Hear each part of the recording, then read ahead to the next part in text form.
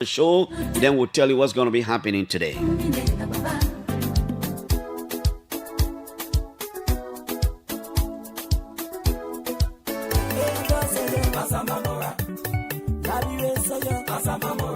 My people, your hello. Hello, Mr. Chairman. Tapla, why is the news today again? Well, the news is that the AFL is getting ready to recruit, qualify, and interested Liberians to join the army early 2026.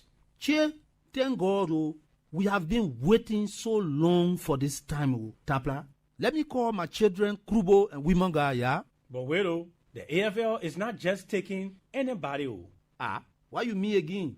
Chebo, the recruitment process is free, yeah? No money business. You have to be a Liberian citizen from 18 to 35 years, be a high school graduate or college student, and must have your WAEC certificate.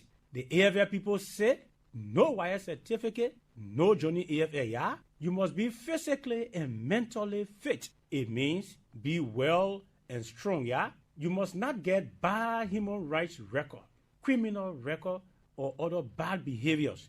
The AFL people say they will check for all that want to. So, Tapla, all the things you talk, that all? No. To prove your citizenship, the AFL people say you must bring your national ID card, voters registration card, Liberian passport, birth certificate, or certificate of naturalization. That one there. That the people who were not Liberian citizens, but they say they won't be citizens for Liberia, they get a document from the court. 2 passports have photos, white background, health certificate from any recognized health center. But it has to be within the last 3 months of your application, yeah? Any other relevant document you get, AFL people say bring a vocational certificate or diploma. Can't we? Wow. Then it means my children Krubo and Wimanga are qualified, yeah? But where will these children go to apply now? Chebo, the recruitment exercise will take place in 4 regions. The Central Region, that Monserrado, Queen-Bassa, and Magibi counties. The recruitment center will be located in Monrovia, Monserrado County. Then the Western Region, Queen Cape Mount, Bomi, and Bapolu County. The recruitment center will be in Tottenberg, Bomi County. Northern Region, that Lofa, Bong, and Nimba counties. The recruitment center will be in Banga, Bong County. Then in the southeastern region, there are Grand Jide, River G, Maryland, Grand Cru, River Cess, and Sino counties, yeah? Because the counties plenty over there, we will have 2 recruitment centers. One in Zedru, Grand Jide County, and the other one will be in Harper, Maryland County. But Tapla, you are my friend and brother, and you are a big man in the AFL. So I will recommend my children to you so you can help them enter the AFL. Whoa, Chebo, I want too big. AFL people say no recommendation, yeah? In fact, AFL people say you must be careful with any AFL soldier or civilian who tell you, say, give me money so I can help you to join the AFL.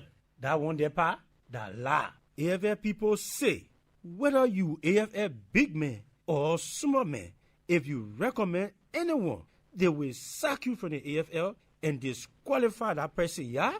The high command of the AFL assures the public that the recruitment process will be strictly based on merit, yeah? A message from the Armed Forces of Liberia.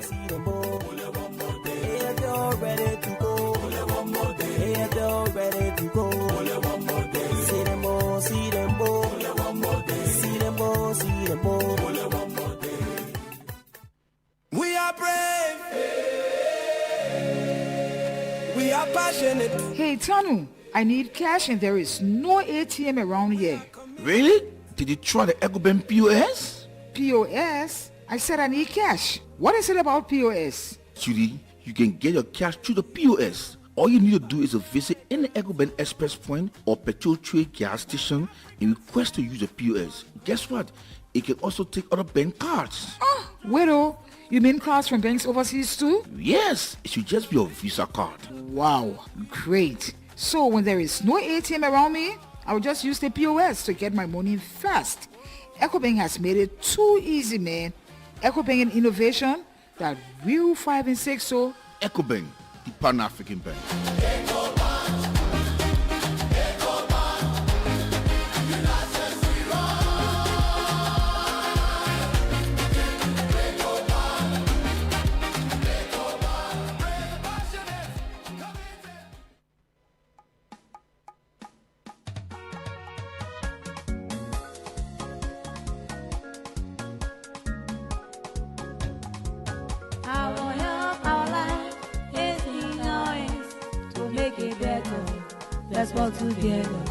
My people, hello. My name is Dr. Catherine Thomas Cooper. I'm the Chief Medical Officer of Liberia.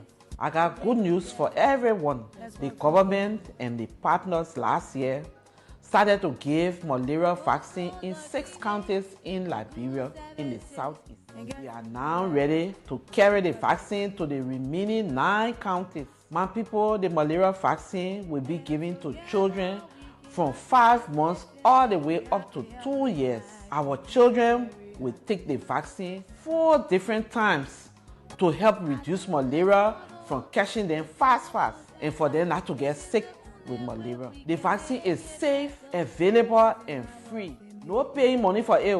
So let us carry our children to the clinic or the hospital for the malaria vaccine. When we carry our children to the clinic or hospital, the doctor people will tell you more about the malaria vaccine. My people, even when your children taking the malaria vaccine, we must always make sure that they sleep under the mosquito net everywhere and every night. Let us also remind you that when our children are taken to the clinic, we must make sure that we carry our baby vaccine card. Carry your 5-month-old children and your children less than 2 years old to the clinic or the hospital for malaria vaccine. The vaccine is safe, available and free. No paying money. This is a message from the Ministry of Health and her partner. And together we can have a healthy family and have a healthy life and be very happy. At home, let's follow the doctor's advice. This is the only way we can make it better for us and our family and our country. Our health, our life is in our hands to make it better. Let's work together.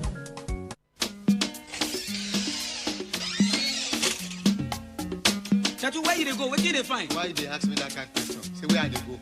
Where I dey go? I dey come.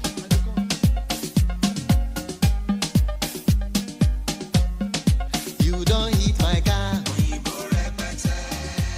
You Menju, why you walking and talking all by yourself so? My sister, the car business are really thinking about so to get car in this country is really not easy. Since I put in for my cars and other goods, it is almost 1 year I can't get anything. But it says stranger who always asks don't miss their way. Haven't you heard about urban used cars and auto parts? You mean urban used cars and auto parts? Yes, urban used cars and auto parts is 100% Liberian owned business. With urban used cars and auto parts, you can purchase your new cars, used cars, and all cars parts directly from America for an affordable price. Urban used cars and auto parts can also help you ship your parrots, your boxes, containers, and other goods from your relatives abroad within just 4 to 6 weeks. Wow, this is a good news. Where can I find urban used cars and auto parts? If you are in Liberia, urban used cars and auto parts is located Fish Market, Tottenham Boulevard, Monrovia, Liberia. And in the USA, 220 10th Street, Brookhaven, Pennsylvania, 19015, United States of America.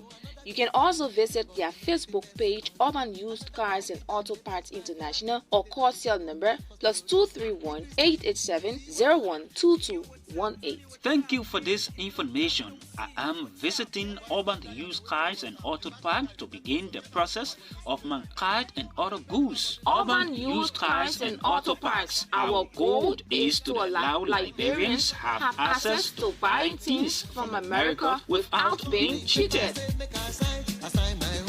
Welcome back to the OK Morning Rush. At this juncture, we go back and join Local Voices Liberia for today's edition of the Fact Check segment. Good day and welcome to the Fact Check segment where we debunk disinformation and provide you with the verified facts of statements made online and on the radio. My name is Siawe Miapu and today we'll be fact-checking claims made in the last couple of days. On November 9, Martin K. and Colley claimed in a Facebook post that US 41.3 million was spent on the Liberian legislature in 2025 and that the government has increased this amount to US 51.7 million in the proposed 2026 budget. Colley made this claim following the Ministry of Finance submission of the 2026 draft national budget, which totals a little over US 1.2 billion. To fact-check whether US 41.3 million was actually spent on the legislature in 2025 and whether it has been increased to US 51.7 million in the proposed budget, we reviewed the proposed fiscal year 2026 budget on the Ministry of Finance website. According to the 2025 budget outturn, as estimated in the draft budget, a total of US 41.3 million was spent on the legislature. This amount is being increased to US 51.7 million in the proposed 2026 draft budget. In budgeting, an estimated outturn is a prediction of how much money is expected to be spent or collected by the end of a given period. That could be monthly, quarterly, or fiscal year. Based on our review of the proposed national budget, we conclude that Martin Colley's claim that in 2025, 41.3 million was spent on the legislature, but this amount has been increased to 51.7 million in the 2026 draft budget is correct. A review of the 2026 draft budget shows that in 2025, the national legislature spent US 41.3 million, while US 51.7 million has been proposed in the 2026 draft budget for the legislature. Still with the draft budget, Shine Liberia, a social media blog, has also claimed that the office of Deputy House Speaker Thomas Fowler receives more budgetary allocation in the draft 2026 national budget than the office of Senate Pro Tempore. The blog made this claim on November 9, noting that the office of Deputy Speaker receives US 1.4 million, while the office of the Pro Tempore receives US 958,926 in the draft budget for 2026. To verify this claim, we reviewed the various allocations projected to the two offices at the National Legislature for 2026. A review of the 2026 draft budget shows that the office of the Senate Pro Tem will receive a proposed allocation of US 958,926. In contrast, the office of the Deputy Speaker is proposed to receive an allocation of US 1.4 million in the same budget. Based on these findings, we conclude that the claim made by Shine Liberia that the office of the Deputy Speaker receives more budgetary allocation than the office of the Senate Pro Tempore in the 2026 draft national budget is correct. A review of the document shows that the office of the Senate Pro Tempore is expected to receive a proposed allotment of US 958,926. In contrast, the office of the Deputy Speaker of the House of Representatives is proposed to receive an allotment of US 1.4 million in the 2026 draft national budget. This is all we have time for on the Fact Check segment, which is part of an MOU between Local Voices Liberia, OKFM, Prime FM, and Kel Radio to counter disinformation to help the public make informed decisions. This MOU is funded by the Liberia Media Empowerment Project, implemented by Internews with funding from the European Union. The funder or partner had no say in the editorial decision leading to the production of this fact check segment. We will be back with more fact check reports to help you know all the real facts. But if you want us to fact check a claim for you, please send us a text to WhatsApp on 0777556296 and we will do the checking for you. Also, you can kindly follow us on Facebook at Local Voices Liberia, on Twitter at LVL Fact Check, and go to our website at www.localvoicesliberia.com. I am Siawe Meapu. Thanks for listening. Have a great day. Thanks to Siawe Meapo and thanks to the team at Local Voices Liberia, headed by at Tony at Law, Daffy Sikmeaning, for the wonderful job you continue to do for our country. Good morning to all of you. Thanks for joining us. Again, I say thanks to our joint technical team that have been working here for many days now, trying to restore everything, everything. The work hasn't ended yet. As the days are going to be going, they're still around. They're going to be doing a lot of small technical jobs, but it's not going to keep us off the air. We hope they can give us a report and say, look, at this point, we are backing off because everything is okay. Now, let's go to our Facebook page, OKFM 99.5 and OKTV, and recognize some of the people who've joined us. Florence Nyankol, she says, good morning. I'm following from Battersville. Anthony Wigan is joining from Sanicole. Collie John joins us from Jamaica Road 77. This one can't be somebody's name. He's joining from Portugal. Yaya Sekuture joins us from Cinco. Thomas Lukaku Waters is joining from Calwell. Isaac Mensa Armstrong joins us from somewhere around. Makari Rufus Makari is watching us from Chikisu Factory. And all of you who've joined us. Let's go to the BBC and acquaint you with some of the stories. Ugandan President Yoweri Museveni has for the first time acknowledged that 2 Kenyan activists who were amazing in his country for 5 weeks had been arrested. Last month, witnesses reported seeing Bob Ngaji and Nucleus Oyo being forced into a car by masked uniformed men after a political event where they were supporting Ugandan opposition leader Bobby Wine. News of their release was confirmed on Saturday, but up to that point, the authorities had denied that they were being detained.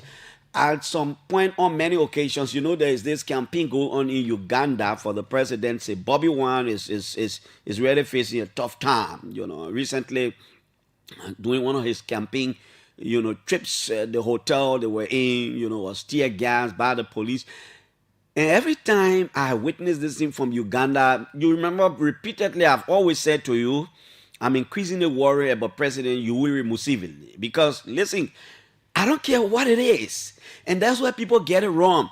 One day that old man will become former president. And the way he will expect whoever will succeed him to treat him is dependent on the way he's treating other people right now. Maybe not just about him, but about his children and others. And sometimes I don't know whether Bobby Wine or whoever becomes president of Uganda after Yoweri, I don't know whether they will become another Nelson Mandela. Because history tells us that Nelson Mandela was one of those who were treated the way he was treated, but when he became president, he decided to waive everything.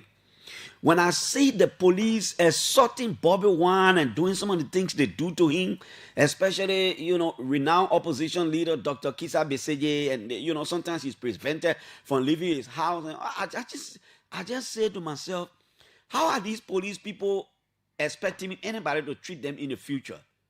There's supposed to be a police people, a state security forces that will sometimes, be very careful the way they treat people, but sometimes that is not the case.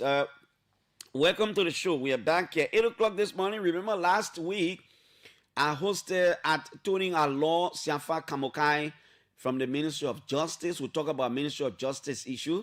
And one of the things we'll talk about was about one of the employees who was who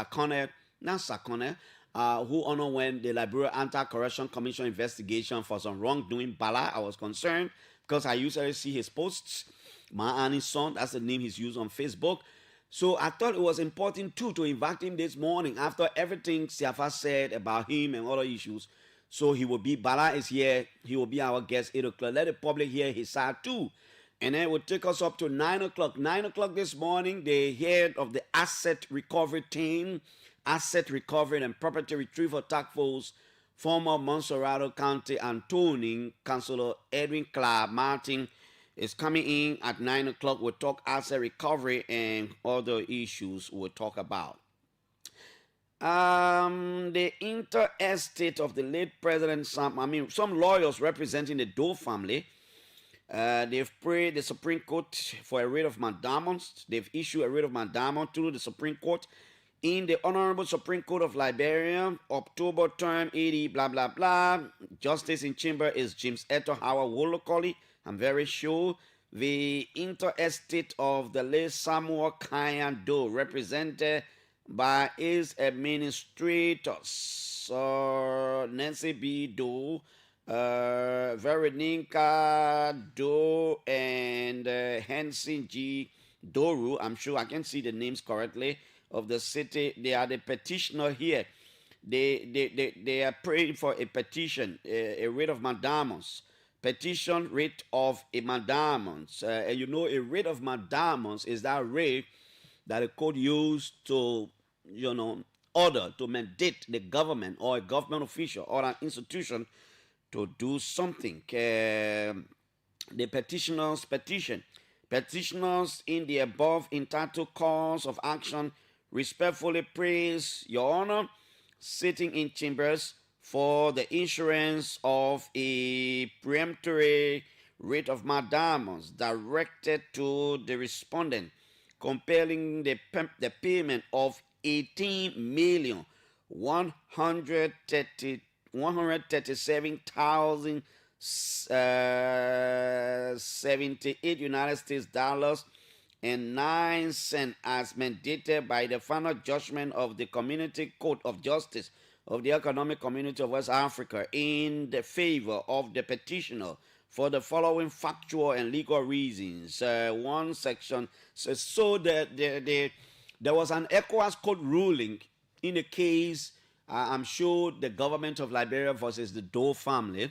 The lawyers representing the family, they've asked the court to issue a writ of mandamus to compel the government to do what it's supposed to do as far as the ruling from the ECOWAS Court is concerned. Article 66 of the 1986 Constitution of Liberia vests this honorable court with the authority to issue remedial writs, including mandamus, to ensure that the government and its officials respect judgments lawfully rendered by competent tribunals.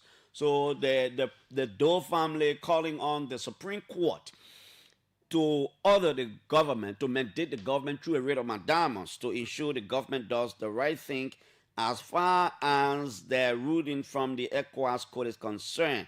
Let's wait and see.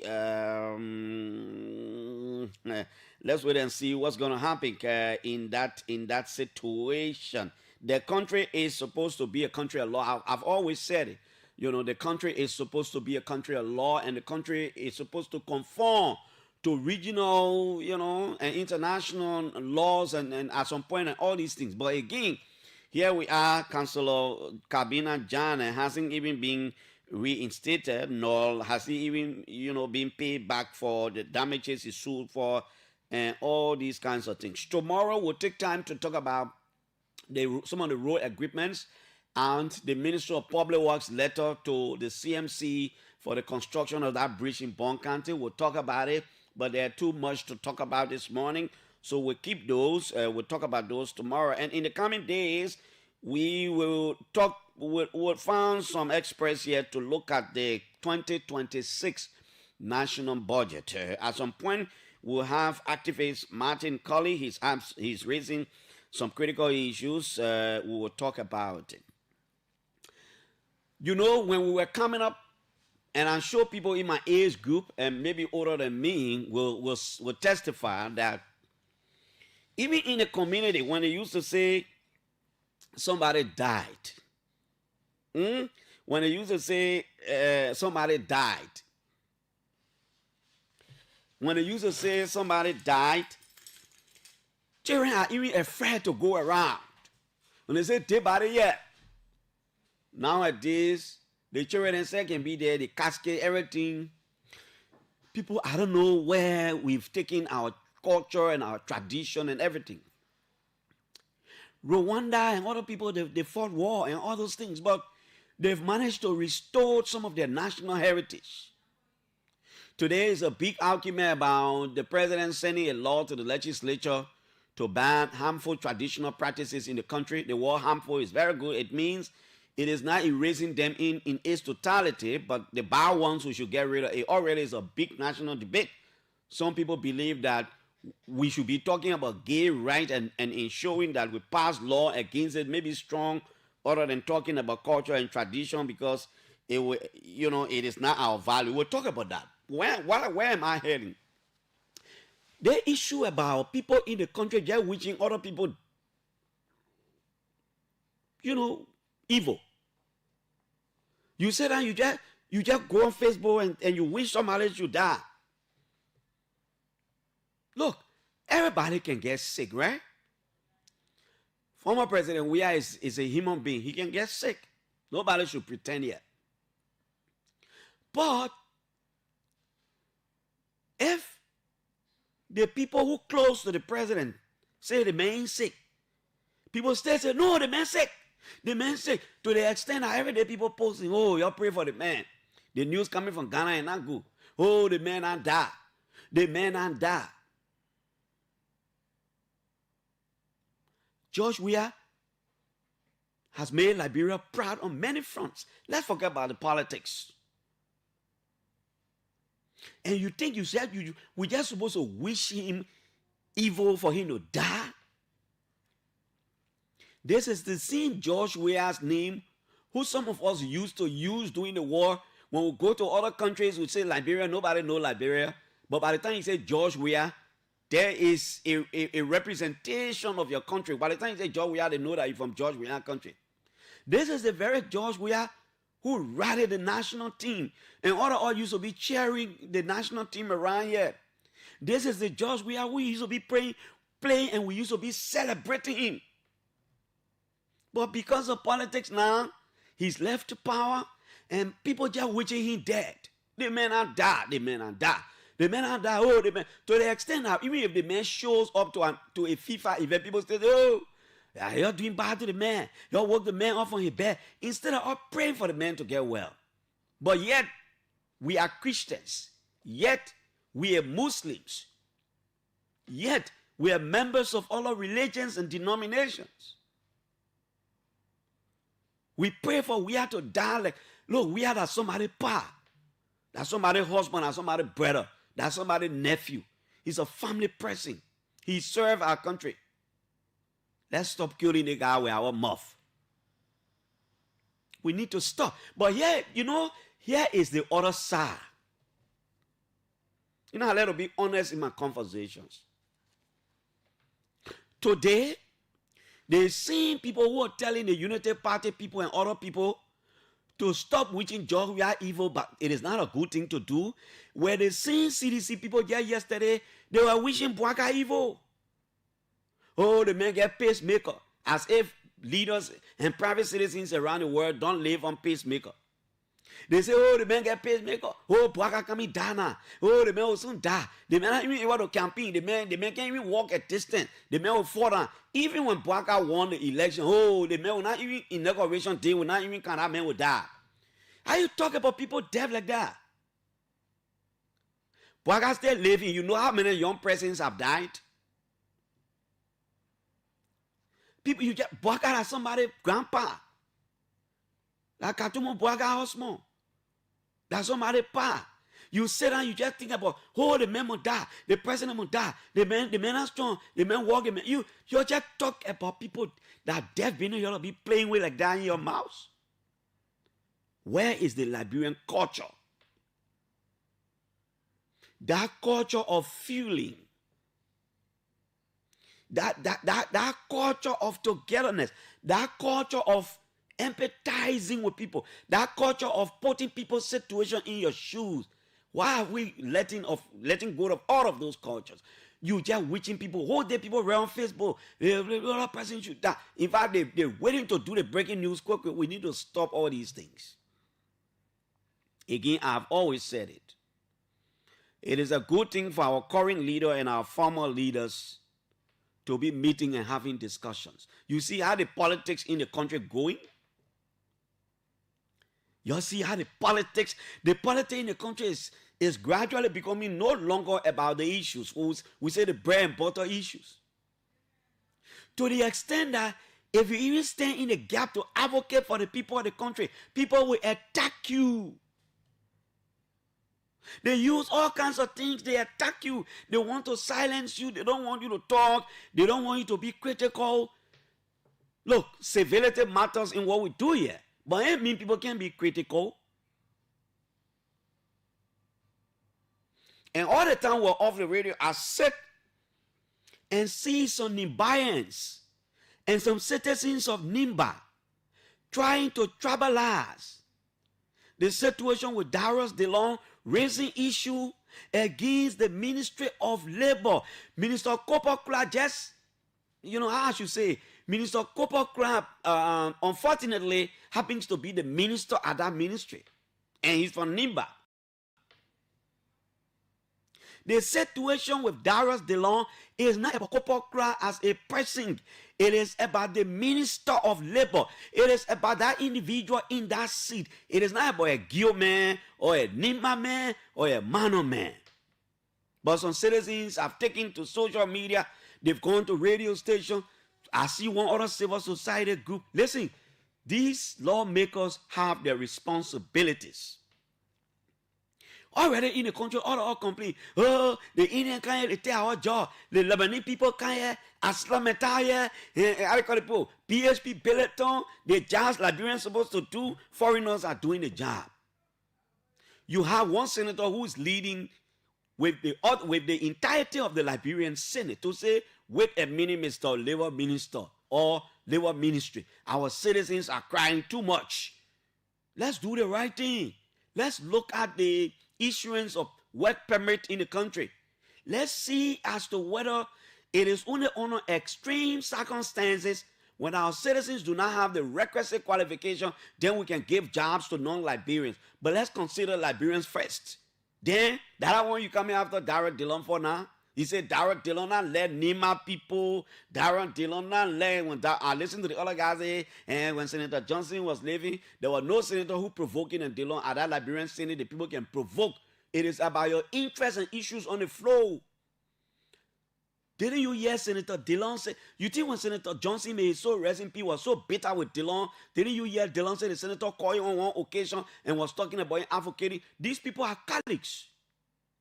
But the way some Nima citizens doing a thing, it will have to stop. You are endangering this man's life. You're making it law that Dillon is against Nima. Now, during the CDC regime, Darius Dillon is on record. He was very, very consistent with Minister Samuel Towe and the Minister of Finance. You remember about the issue of the domestic debt? Dillon says he did not want a bulk figure. Dillon wanted to know a breakdown. He said the ministry should break down the domestic debt. Who all Liberia owes? How much? What are the institutions? That thing lasted for almost 6 months. Every day Dillon was on Samuel Towe them for that thing. You got to do the right thing. So at that time, Dillon was against the Gribble people because Samuel Towe is a Gribble man, I'm very sure, from Maryland County. So Dillon was against the Gribble people. So the Gribble people should have come on that time and say, Dillon want our son Samuel Towe to be dismissed. So Dillon is against the Gribble people. So we, the Marylanders, will not sit there and put our, we can't do that. Dillon was just simply working as a senator, like any other senator should do. Today, the man talking about labor issue. They say, oh, the man, some citizens say, oh, the man against Nima people. The man against the man because the man are Gil man. How you do those kind of thing there?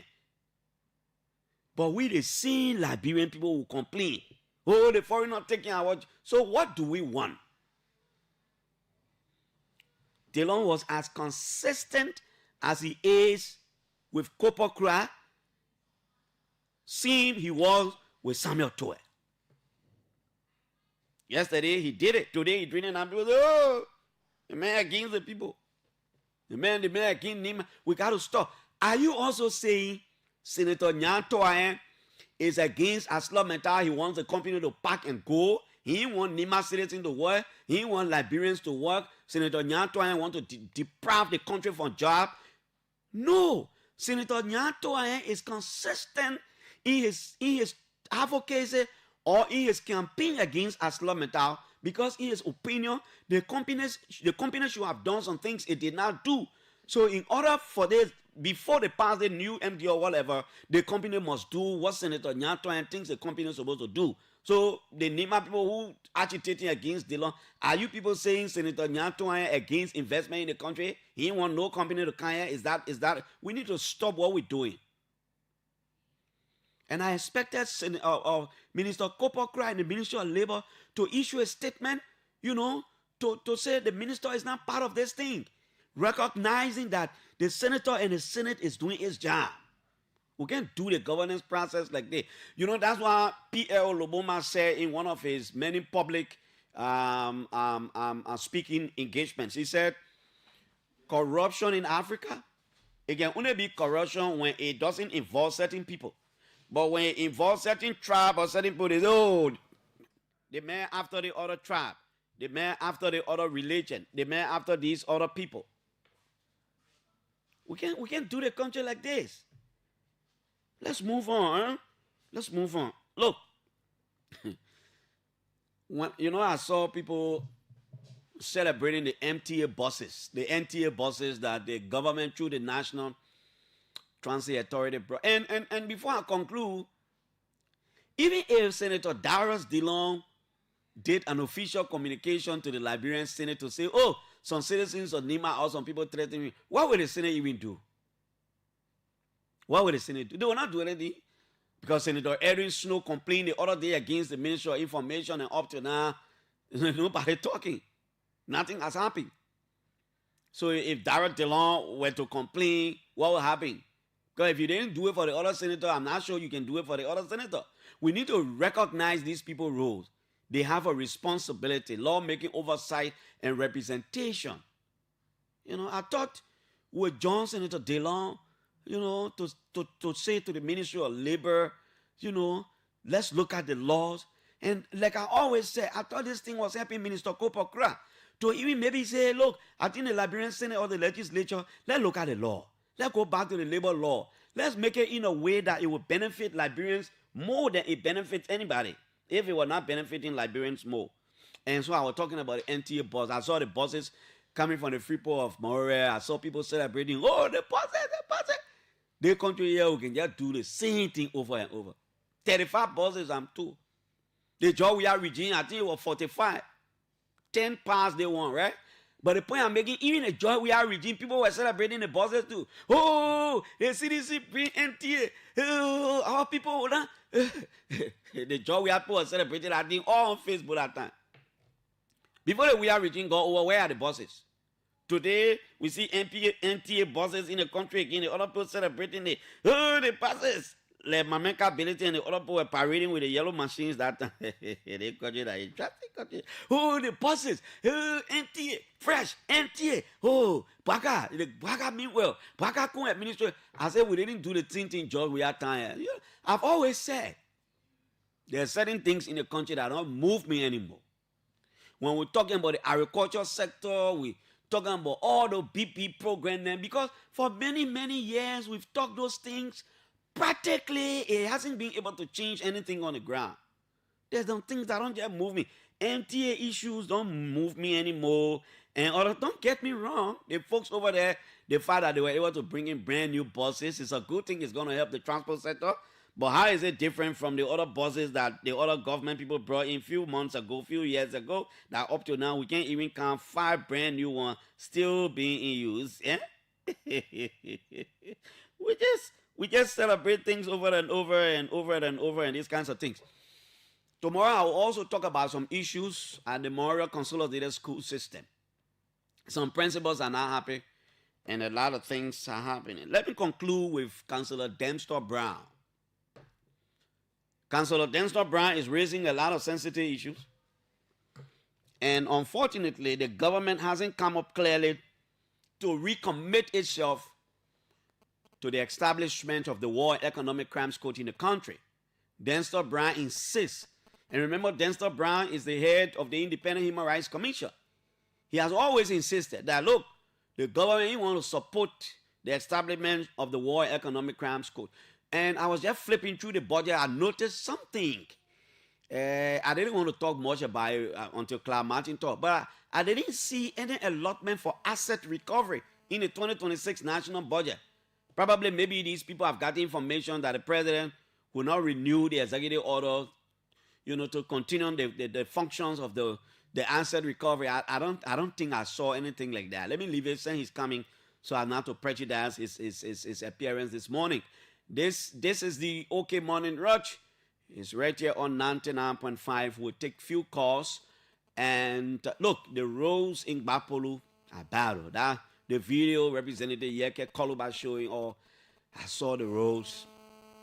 And I always said to myself, small county like Bapolu, like River Cess, like River G, the roads and other issues should be resolved now.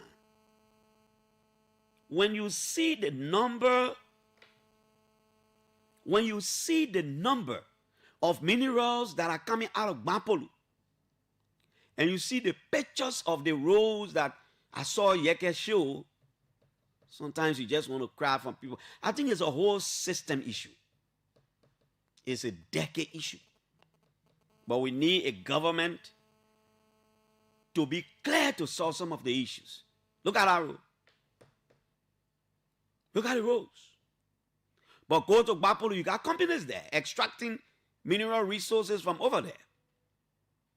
St. Ellen Johnson Sally administration, Bapolu County always benefited 200,000 like other counties for 12 consecutive years, and I'm sure they say here on a George we are the same thing. They've benefited 200,000.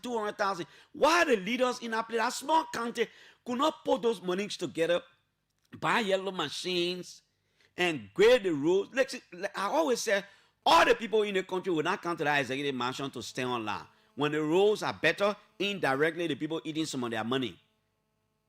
200,000. Just recently they say yellow machines came for Bapolu at the Freeport Memorial. Bam! Corruption business come up. People behind the president to suspend the superintendent. Senator Amara Connor will be here 9 o'clock tomorrow. We'll talk some of the issues. 0777 700-995 555 995 995 are the numbers to call right here and be a part of the morning rush. Good morning. Yeah, good morning, Clarence. My name is Richard M. Sanford, calling from Central Monrovia. Yeah, Rich. Yeah, you raised so many issues, but my attention being drawn to the issue of people wishing people dead. The same thing happened to Manaseri during the 2011, 2012. People said she was dead when she was out of the country, and Louis Brown had to speak to VOA and clarify, but yet people are still doubting, and the same thing continued with the Vice President then and the President now. And you see it keeps spreading. People toting casket. Yeah, another issue raised on the issue of Senator Dillon. Yes, Senator Dillon is making a point, but also Senator Dillon is saying that the minister is setting how they call it, if you say the minister is setting out and how they call it, work permit to foreigners, then it put the minister harm's way, it put the minister against citizens. Because if he's saying that the man is setting it, then like you get concrete information. So it also not stop the senator for calling the minister to have a discussion and see how they can work together. But Minister Kura has been at at the Liberian Senate multiples of times. And if I were to agree with your point, and on the second one, in all honesty, then we should be calling on Senator Dillon to prove that the minister is corrupt. But the point I'm making, it is not about Dillon being against a particular tribe or a particular group of people. We shouldn't know it that way, because it is not good for our democracy and our politics, because that is not the issue. Hello? Clarence. Good morning, sir. Morning, how are you? I'm trying to be good, my brother. Thank you for being back on the air. I hope this time you are there for good. Yeah, we wish everything. We wish all the best. And I say welcome back on air. Well, let me lay now. But I specifically call to let me get Montreal. I specifically call to edit my voice. To just speak on one thing I have edited. That has to do with the bosses. Most of the time, Clarence, I see people refer to people as being bored. People refer to people as being what? Dull. You mean D-U-L-L? Yeah, they're not smart. Dull. Okay, they're not smart. People, not smart. Yeah. But you see those bosses, that identical kind of boss or this identical brand have been in Liberia, if I'm not mistaken, maybe for 18 years or 20 years. And after every 3-4 years, Clarence, you will find out that you can't even find any of the bosses anywhere. I was fortunate to be part of the transitional team that went to MTA 2018. Prior to 2018, those same bosses were paraded here in more than 50, I'm not lying.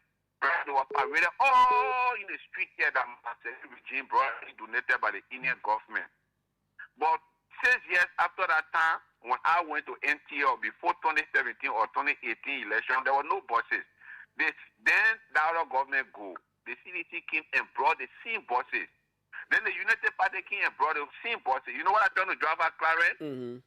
Bosses will always create problems. They are new brand. We do not have the part here. Most of the time, the NTA committee said a lot. Most of the time, when one boss for Clarence, they will take the other part from the other one and put it on the other one. When they want spot, so they will just do it on tape. Even if there are 50 bosses, by the time you come to yourself, all the bosses gone. If you want to get the pass for those bosses, you have to go India. How is it difficult for us, even someone who is used car business? The most easier cars to deal with in Liberia would be Toyota and Nissan. Is it that we can't get any Nissan buses that you can find the parts very cheap and affordable, but we will all for 18 years. Clarence, market today, people wanted they can bring 50 of those buses. In 3 years, those buses will start reducing from the traffic until okay, by the time there will be no bus. So all door. Thank you. Thank you. The door too. All not smart. Say it that way. It sounds it sounds better when people say you're not smart. Hello. Good morning. Good morning. Do we have you here? This line has started the regular stuff again. Good morning. Good morning. Good morning. Yeah? Clarence, this is Focus Wilson. And I'm always from the Southeast. Yeah, Focus. So, quite frankly, let me say thank you for your fascinating topic on our discussion.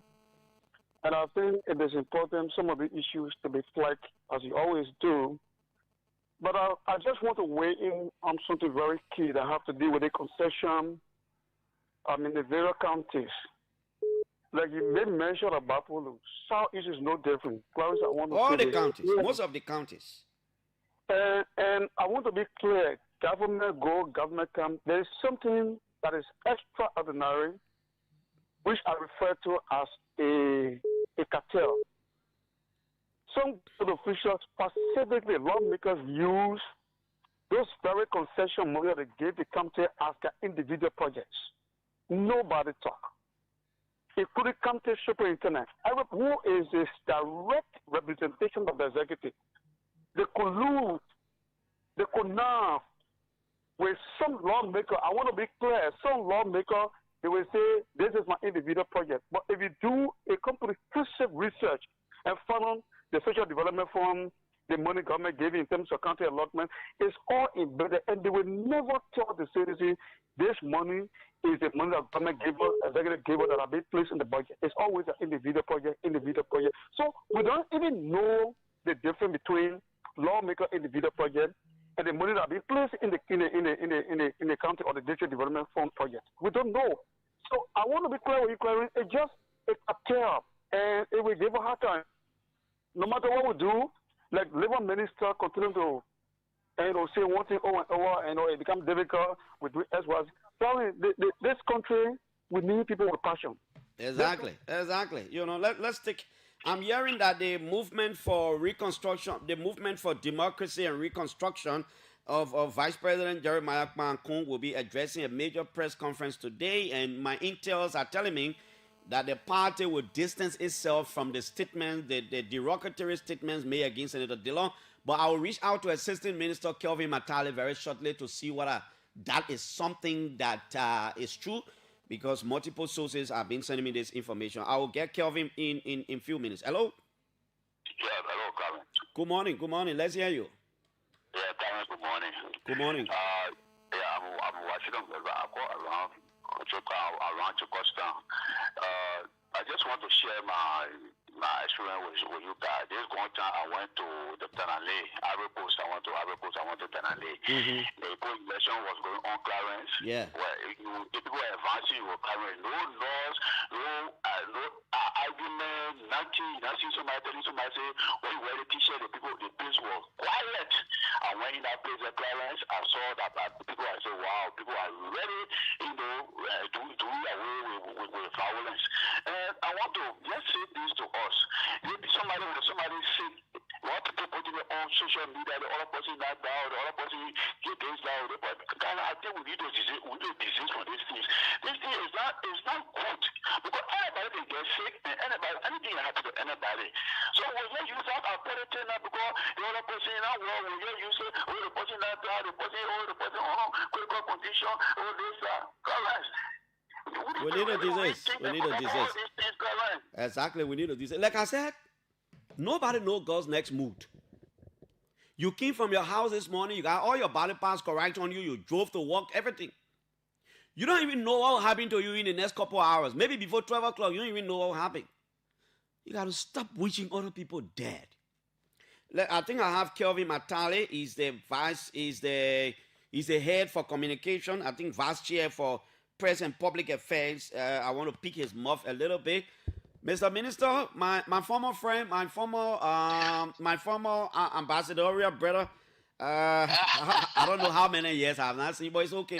Mr. Minister, good morning. We used to be good friends, but I don't know. Our family business will visit. Good morning, Clarence, and good morning to the listener. Minister, I was calling you, man. I'm getting information from your party that the MDR will be addressing a major press conference today, and one of the things you will talk about is the bunch of attacks against Senator Dillon that people trying to tribalize and regionalize. They say the party will be distancing itself. Will you hold a press conference today? No, not actually a press conference, but I call purposely to make this clarification that the Imaya Vito. I call you a bossman, huh? You call. Go ahead. So Imaya Vito, who happens to be the Assistant Secretary for Electoral Affairs, he makes some statement that is reflected on the party. As a party, we want to use this medium. Thank God that you call for this clarification that the statement should not reflect on the movement for democracy and reconstruction. And as I speak to you, the executive committee will be meeting on Wednesday. So the party will make a decision on Imaya Vita. And again, let me say that the statement he had made, I think to my understanding, he made this statement in Nima. The statement should not reflect on the movement for democracy and reconstruction. So he talked to make this clarification on your medium. Okay, Mr. Vasya. So meaning he spoke as an individual? Yeah, he spoke as an individual, and he happened to be the Assistant Secretary for Electoral Affairs, one Imaya Vita. What does your law say in the party about somebody speaking in that minor and attempting to reduce the party to disrepute? Because every time he speaks, it's going to reflect the party now. So, Clarence, this is why we are going for the emergency executive committee meeting this Wednesday. We'll look at all the different laws. We'll try to because we are running an institution. This is not just a institution that will arbitrarily take decisions. So, at that executive committee meeting, we will look at all the different laws, all the remedies to make an informed position, or whether it requires suspension, whether we will, let's say, warn him. So all the different requirements we'll look at it on Wednesday. Okay, so Minister Councillor Kopokra is still the national chair of the MDR. Am I correct? Councillor Kopokra enjoyed the confidence of the Movement for Democracy and Reconstruction, as a matter of fact. Okay, thank you, Kelvin Matali. Thank you so much. Kelvin Matali is an official of the MDR. He says the party, is distancing itself from any and all statements that were made against Senator DeLong by one of the officials of the party who spoke in Nimba, and that the National Executive Committee of the party. Let me give Charles Rao just 30 seconds. We're not taking any call again, but out of courtesy. Good morning, Charles. Good morning, nephew. How was the weekend? How my wife? Yeah, everybody's okay. Okay, so you see, Clarence, the country we have to be faced, and we have to be faced not on deception, but on saying the hard truth. Yeah. People who are leaders are the one those truths should be targeted to. But when y'all can start speaking in, y'all say in the general, they don't want to call me, then we can have, then it will be difficult for us to face the country. Look, it's not late for Madam Joe Howard Taylor to even call on public radio and apologize to the Liberian people when she pretended that Joseph Boakai would die when he became president. When she was campaign. Yes, you just reminded me during one of the campaign trails she was saying. I remember her saying, she said, Joseph Boakai is sick.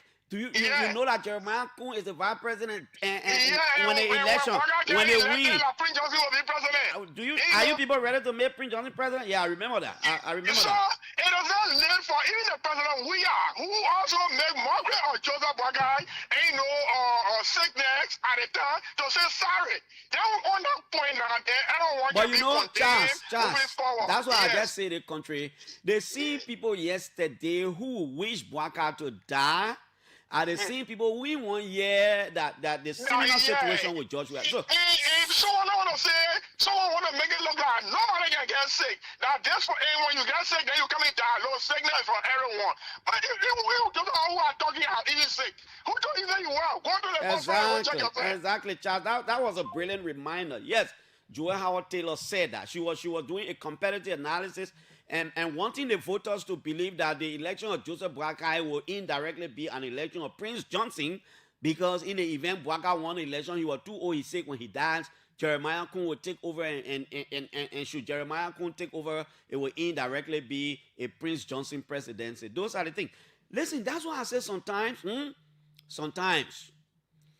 let the public, and our guests will have to come in. Bala, if you are around, you can come in. Let the public see our leaders together. What's wrong with that?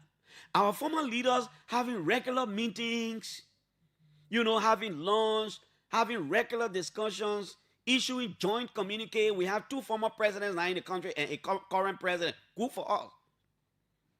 Issuing joint communiques about particular things in the country. But again, people will say it's not possible. That politics is not possible. This thing can happen all over the world. Yeah, it can happen all over the world, but we have to consider a lot of things. A lot of things. We have to look at capacity. We have to look at the economy of the country. In big democracies, these people can do all the things. When they tell you their national budget, you put your hand on your head. Let's take a break. When we come back, our guest is here. We'll begin talking to him right now.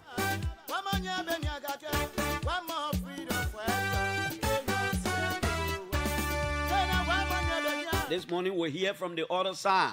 The best thing to do. It's OK FM, the morning rush.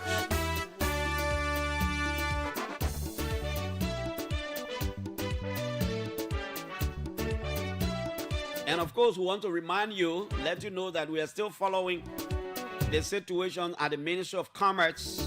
We are working with our sources, gathering additional information about the allotment of that $400,000 to be used to the Monrovia Industrial Park and other areas. We are still very closely following the situation. Our eyes are not off the Ministry of Commerce yet. In the coming days, once we get what we want, we will let you know.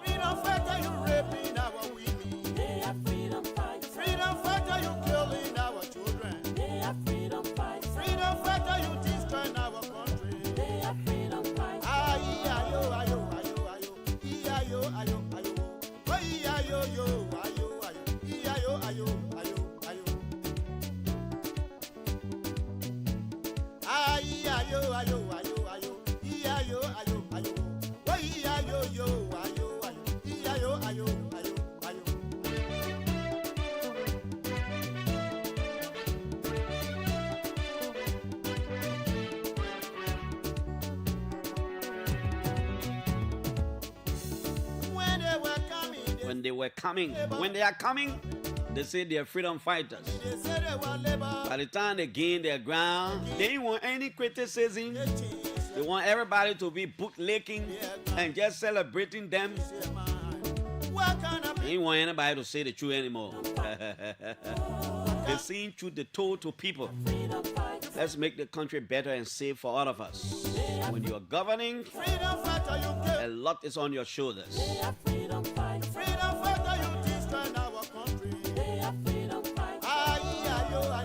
Okay, we'll bring down the music, not to eat much of the man's time.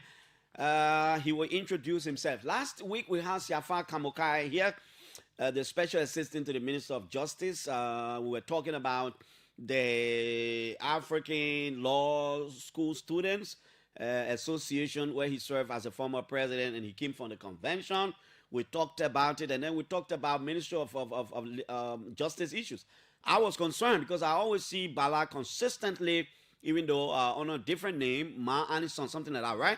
Ma Mason, consistently posting. And so I was concerned and I engaged Siafa. I wanted to know what was happening. Siafa explained some things to me. And we thought it was good to bring Bala here too. Let us know what are the issues. My brother, good morning. How are you? Good morning. I'm doing well. Thanks for the invite.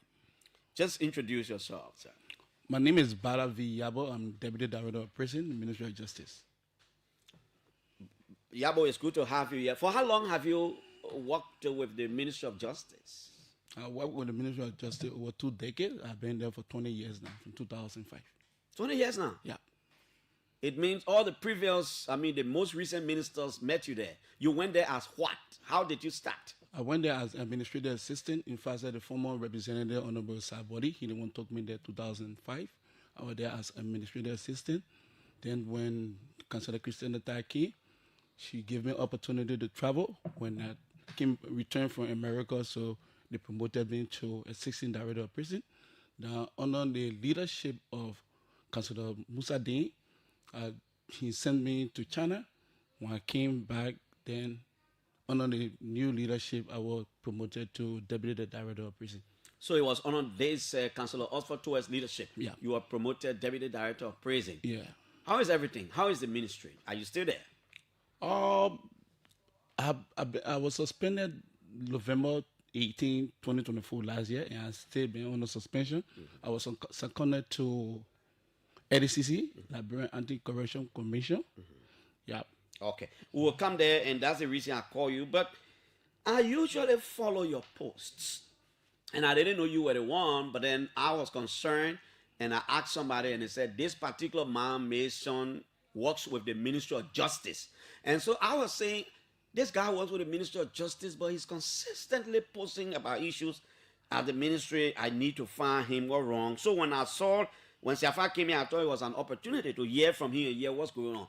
For the sake of all of us listening to you, Bala, how do you start? What's happening to you at the Ministry of Justice that you're not resting with posting? Oh, okay. So you want to draw to the map?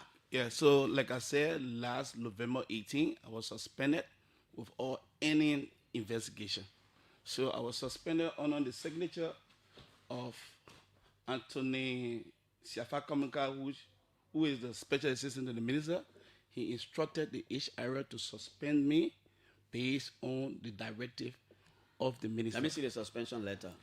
Here is the instruction. So I'll read it quickly. Yeah. To having the Awin D. Nimland, Director of Human Resource, from Anthony Siafa Ban Kamukai II, Special Assistant to the Minister, November 18, 2024, suspension of staff.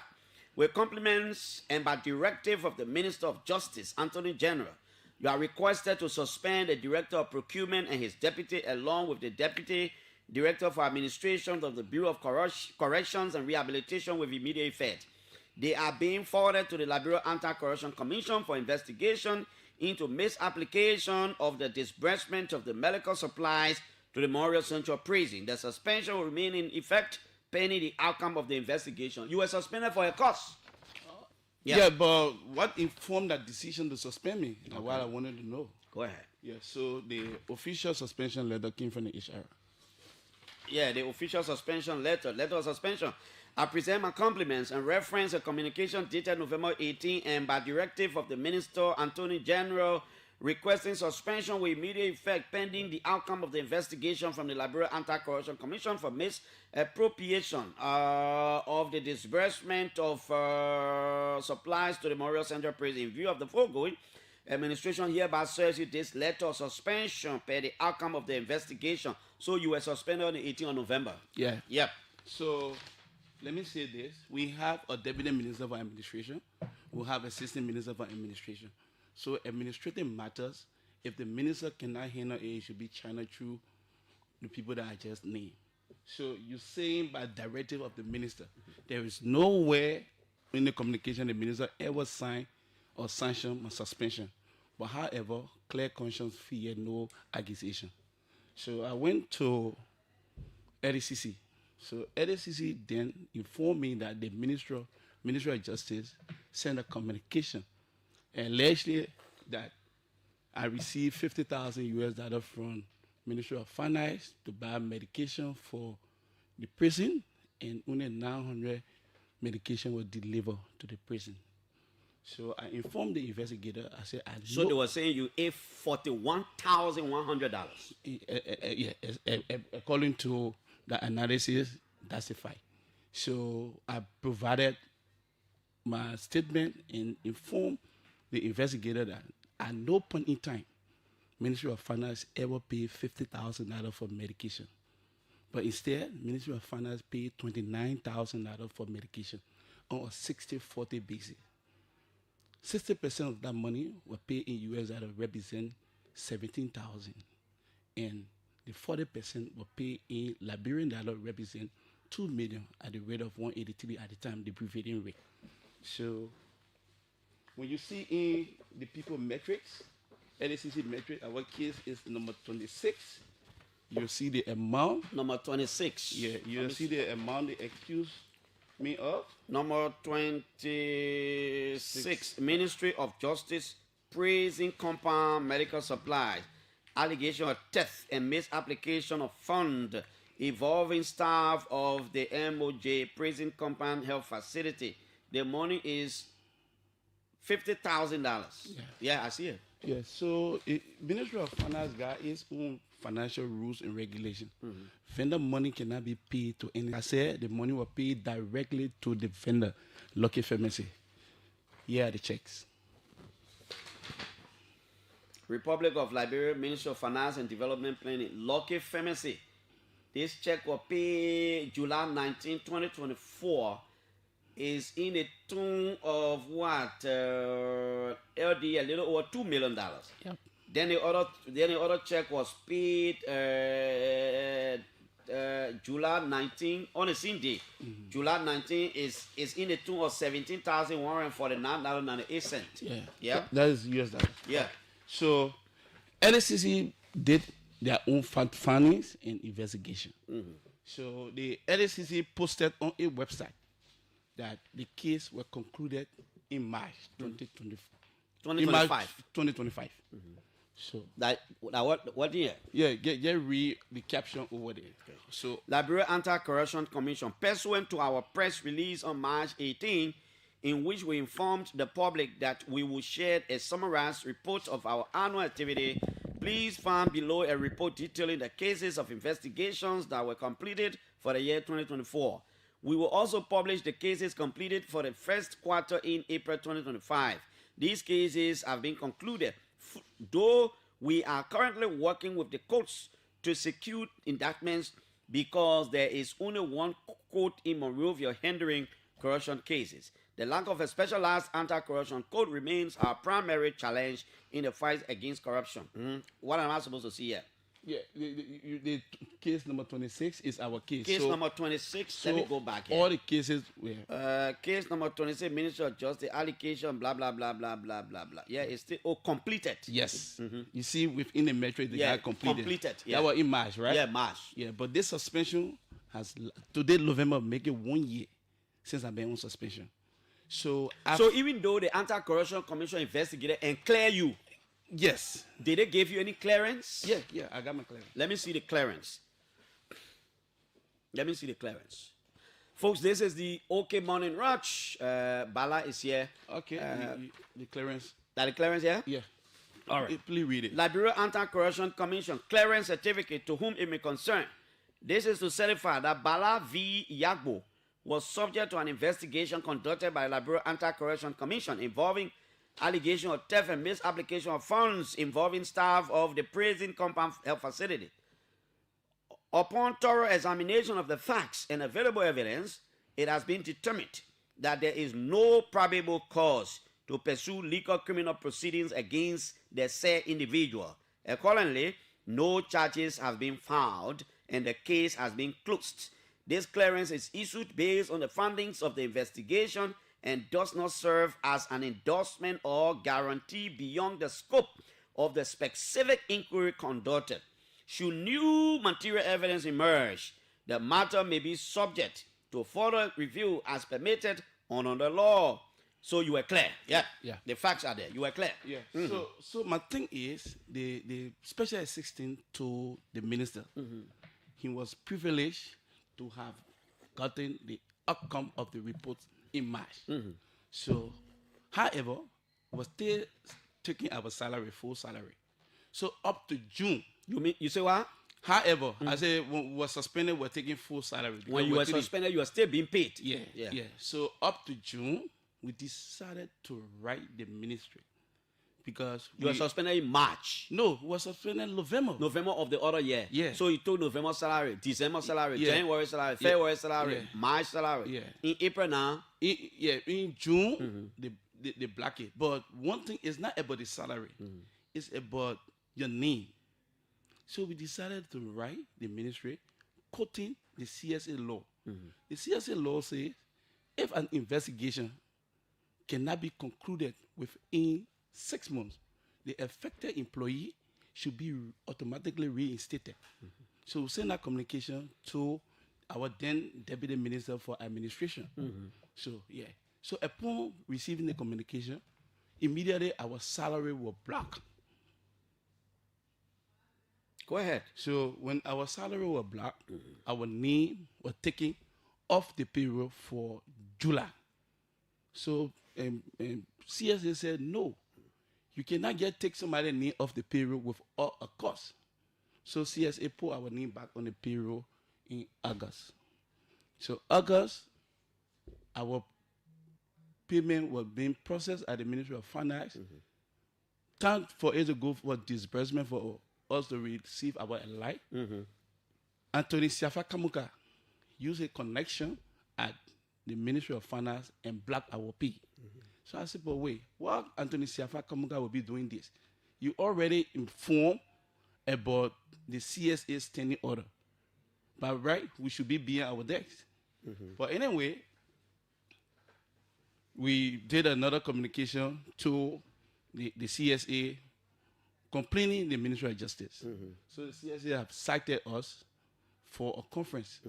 Tomorrow, November 11, will be the conference. But now you have read my clearance already, right?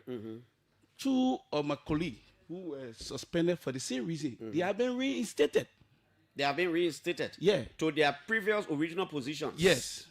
So the other colleague who was the procurement director, they transferred him to a procurement specialist at the Ministry of Justice. One office is called PMU.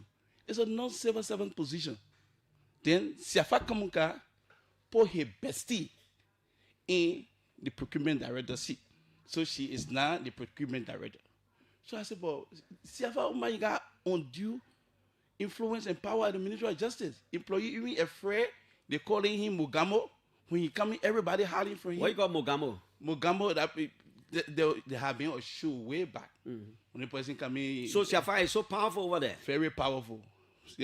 You know our deputy minister and Councillor Masa Jaliba left the ministry, and she's now one of the commissioners to law reform.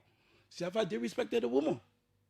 So not because you enjoy the confidence and proximity of the. So you were not transferred back to your position. No, but is that against the civil service order? Because transfers are normal. Civil service, they can transfer you. Not in the event that you accuse a staff. Okay. If you accuse of staff of anything, the minister that get it right. The minister got the power to transfer any employee at any time. But not in the event when you accuse of employee. So going after them, it will be malicious. Yeah. So instead of reinstating me, here's a letter the Ministry of Justice give me. I think I don't want a guy like Cynthia guy. No. Letter of transfer, I got it here. Yeah. With compliments, administration informs you that the suspension previously placed on you has been lifted with immediate effect following the outcome of the Liberia Anti-Corruption Commission investigation into the medical drug supply for prisons nationwide. You are also now transferred from the Bureau of Correction and Rehabilitation to the Banga Regional Hub as Public Service Outreach Coordinator effective October 2025. This is in keeping with the Civil Service Standing Order. They are quoting 3.4.9b. Please also note that in line with the Civil Service Standing Order, blah, blah, blah, blah, blah, 50% of your salary will be deducted for 6 months that you receive full salaries while suspended. You are to report to the administration for details of your assignment. You got issue with it, one? Yeah, so the issue I got with this, you cannot demote me for doing nothing wrong. Also, that demotion there? That demotion, I'm deputy director of prison. At the moment? Yes. I mean, before your suspension? Yes. Now they're sending you a what? Yeah, outreach coordinator. Outreach coordinator. Which is below even assistant director position. And this is... Okay, you were director proper. Deputy director of prison. Deputy director of prison. Now they want to say you're outreach. So you say even below your assistant. Even below assistant director. Okay. Yes. You see? So now this is let's get to know what is playing. That's why I'm coming to ask you now. Yeah. You were accused. Yeah. You were suspended. Yeah. You were investigated. Yeah. You were acquitted. Yes. You came back to job. No. They've reassigned you to Banga. Yeah. What happened? I mean, is there anything beyond what all you know? Okay. Here is it. So the Ministry of Justice went on its official Facebook page to discuss my inheriting case. Before the minister could become justice minister, he served as my stepdad lawyer. A lawyer for your stepfather? For my stepfather, the former NSA director, Honorable Jane Henry Pearson. Oh, Pearson is your stepfather? It's my stepfather. So, when my mother considered Samuel Pearson. Okay, so the late... here for Pearson. Councillor Pearson's late wife is your biological mother. Yeah, I'm the only child. You're the only child. So he's your stepfather. Yes. Okay, I want to set record straight. Yeah, let me hear. Yeah. So, Councillor Samuel Pearson went to the probate court when my mother's body was still in the mortuary. He obtained letter of administration in your own name. Put it back. Yeah, so the people can hear. In your own name, saying that he is nephew to my mother. Someone he bear no blood relationship with. Who did that? My stepdad nephew. Okay. Yeah. So he used that letter of administration.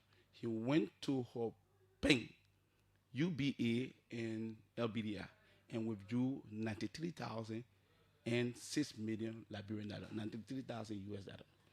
So after my stepfather got married, 6 months right after my mother burial, I went to the probate court and I obtained letter of administration in my own name. The judge at the time, Councillor and Nicholas Edward, granted me letter of administration on grounds that my stepfather is no more a widower.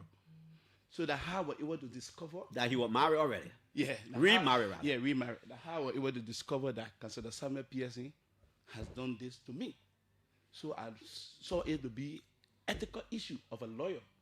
I wrote the former Chief Justice, Her Honor Sianayo, and she forwarded that complaint to the Grievance and Ethics Committee of the Supreme Court. So that matter was being investigated. Now, Councillor Osford Tuwe got my number from my stepdad.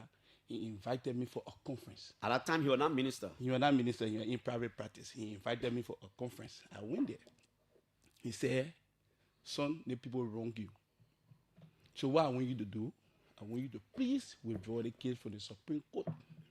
Because he was of the conviction that Councillor Samuel Pearson could have been suspended or disbarred by the Supreme Court.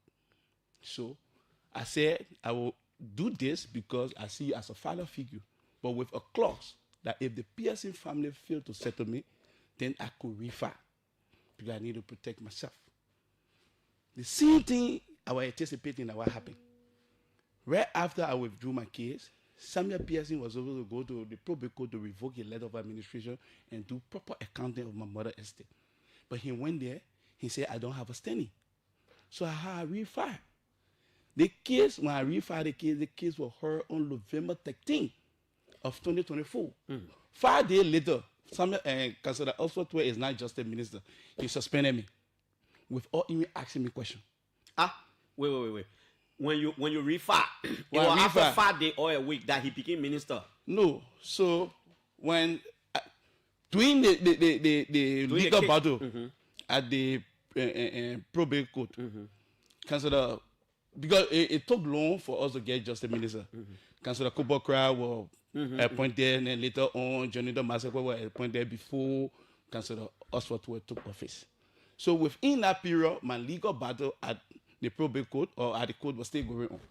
So when the Supreme Court heard my case on November 13th, so, Councillor Oswald have already become justice minister, become your commissioner and everything. So he met me. He said, oh, many people don't pay your money. I said, no, they haven't. He said, well, I thought the people are tired. Now I justice minister, I wash my hand. I said, I thought right now you're going to help me to, to ensure. So anyway, I left it. So when the Supreme Court heard my case on November 13th, 5 days later, without anybody asking me any question, I just received suspension letter. So you were saying all the time the case was going for the onset, the particular Oswald Tuwe was the lawyer for the Pearsons? Yes, he served as lawyer because right in your office, portion of my mother money that was illegally withdrew from her account were paid right in your office. They gave it to you? Yeah, they were paid. And while going to the office, I carry bank staff to receive the money and get deposited in my account. Put it by in the account. So in other words, portion of your mother's money that was illegally withdrawn from your mother's account was paid to you in Councillor Oswald Tuwe's office in the presence of the bankers. Yeah, I appeared in Tuwe law firm. Councillor Oswald Tuwe, the one that chaired the meeting.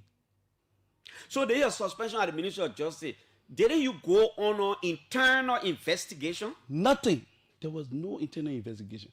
I heard that when Councillor Siafa Kamuga came here. He's an Anthony. Anthony Siafa Kamuga came here. He said they did an internal investigation on me, audit. There was no internal investigation. One thing, before you conduct an audit, you write an audit engagement letter. You do the audit. You have the audit finding. The auditee will have to respond to the finding. Then now you can come up with your final report. Nobody asked me any question. Even you see on the Clarence, you can call the guy that investigated to find out whether Ministry of Justice ever forwarded an investigation report concerning us. So how far are you now with the case without other Pearson person, Samuel Pearson? Oh, okay. How far is the case now? So right now, the thing is the Ministry of Justice wanted to secure an indictment on me. Now, if they were going to secure an indictment, but now I should be in prison. But you see, God is so merciful. God is so faithful. And God stands for justice. So the truth has been revealed. Now, instead of reinstating me, because he does not want his client to account for my mom's property, so they decide to send me all the time, where I would not have the time to come to the court. Well, So you think all these things are the result of that case? Yeah, because my stepdad, family people, been posting on Facebook. One of his nephews went to my office asking the HR to give him a copy of my suspension letter. So what role your stepdad playing in all this now? Your dad, I mean, as a matter of fact, he's your dad. I want to say it that way. Yeah, he by right, he should be my dad. When my mother died, all I wanted between him and myself was just for the love to continue, the relationship to continue. But immediately after my mother's death, my stepdad and his new wife, they issued writ of arrest on me and sent me to Moria Central Prison. For what? They say disorderly conduct. How can someone act disorderly on somebody they haven't met?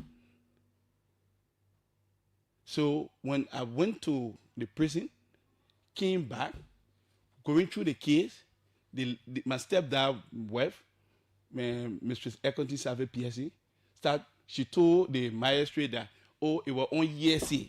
Someone told her I wanted to do this, I wanted to do that. That was completely wrong.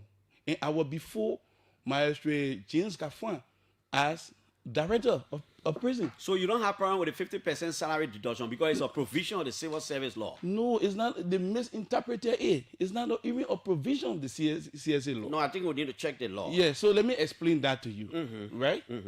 But right, if you're going to withhold 50% salary from me and give me 50%, after the investigation and have been cleared by LCC, you still pay back the balance 50%. Is that how it is? Yeah. I need to look at the law. Yeah, you look at the law. I'm trying to pull out the law. CSA provides that if an investigation exceeds 6 months, said employee should be given 50% for hardship. Yeah. Yeah. You don't get problem with that one. No, they should be given 50%. That means you stay ongoing the investigation. That the 50% they were giving you? No, they were giving me full salary. Okay. Yeah. Okay. So if the investigation are going to hold me, I'm going to pay back government money. 50%? Yes. Now that I'm clear, you can see you deducting 50% of my salary. Did the investigation exceed 6 months? Do they make it 1 year? I was suspended November. Are you going to go to Banga? Are you taking up the Banga assignment? No, we got a meeting with a conference with CSA. You say you wrote CSA? Yeah. You complained the ministry? Yeah. So CSA has started us for a meeting, for a conference on November 11th. All that against the CSA standing order. We quoted the law there. Well, this is the OK Morning Rush. An employee of the Ministry of Justice is here. We are hearing his side of the allegations against him by the Ministry of Justice.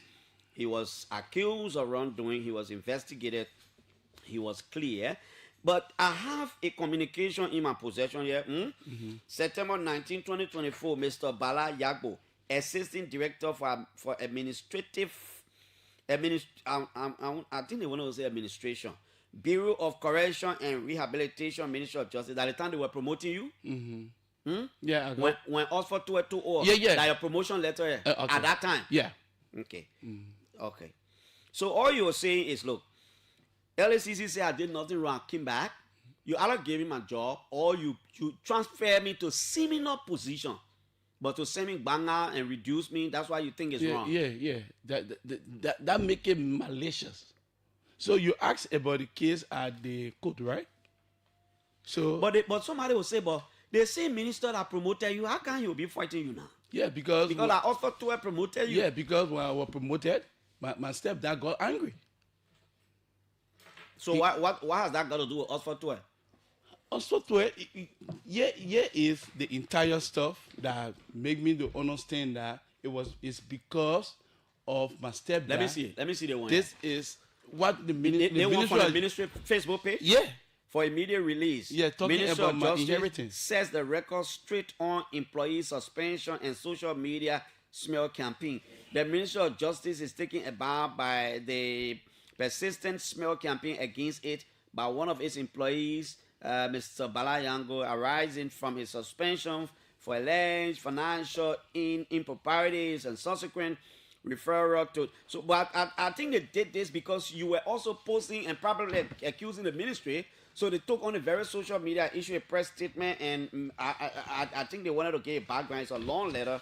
I wish I had the time. Let me attempt to see what I want to read it. It all started when an internal audit conducted by the ministry's internal audit unit on the Bureau of Correction and Rehabilitation of the Ministry of Justice revealed discrepancies in the qualities of justice. Now, an audit was conducted. Did they contact you during the audit? There was no audit. Nobody asked me question. No audit. How you say that? They said they conducted audit. Seriously, there was no audit. You can go to the Ministry of Justice. You go to the internal audit division. They will tell you there was no audit. It all started when an internal audit conducted by the ministry's internal audit unit on the Bureau of Correction and Rehabilitation of the Ministry of Justice revealed discrepancies in the quantities of drugs and other medical products paid for, delivered, and distributed to various prison facilities across the country. These discrepancies were in the amount of $29,000. This prompted the ministry to take robust and conscious action to confront the relevant. But you said the people accuse you for 50,000, but yet they are saying 29,000. Yeah, but here is the LCC metrics. The LCC metrics. Yeah, the LCC metrics said it 50,000. Yeah, that one saw it. 2 million plus Liberian dollar and 17,000. Yeah, the actual money is 29,000 that were paid to Lucky Pharmacy. But the Ministry of Justice went to LACC and told them it was 50,000. The allegation here is 50,000. Okay. It is essential to acknowledge that the LACC investigation took longer than expected, spanning over 6 months. However, it is equally fair to state that the human and financial resources needed for these kinds of investigations are often scarce, given how inundated the LACC has been, stretching its resources very thin over several concurrent investigations. Hence, the extended time frame.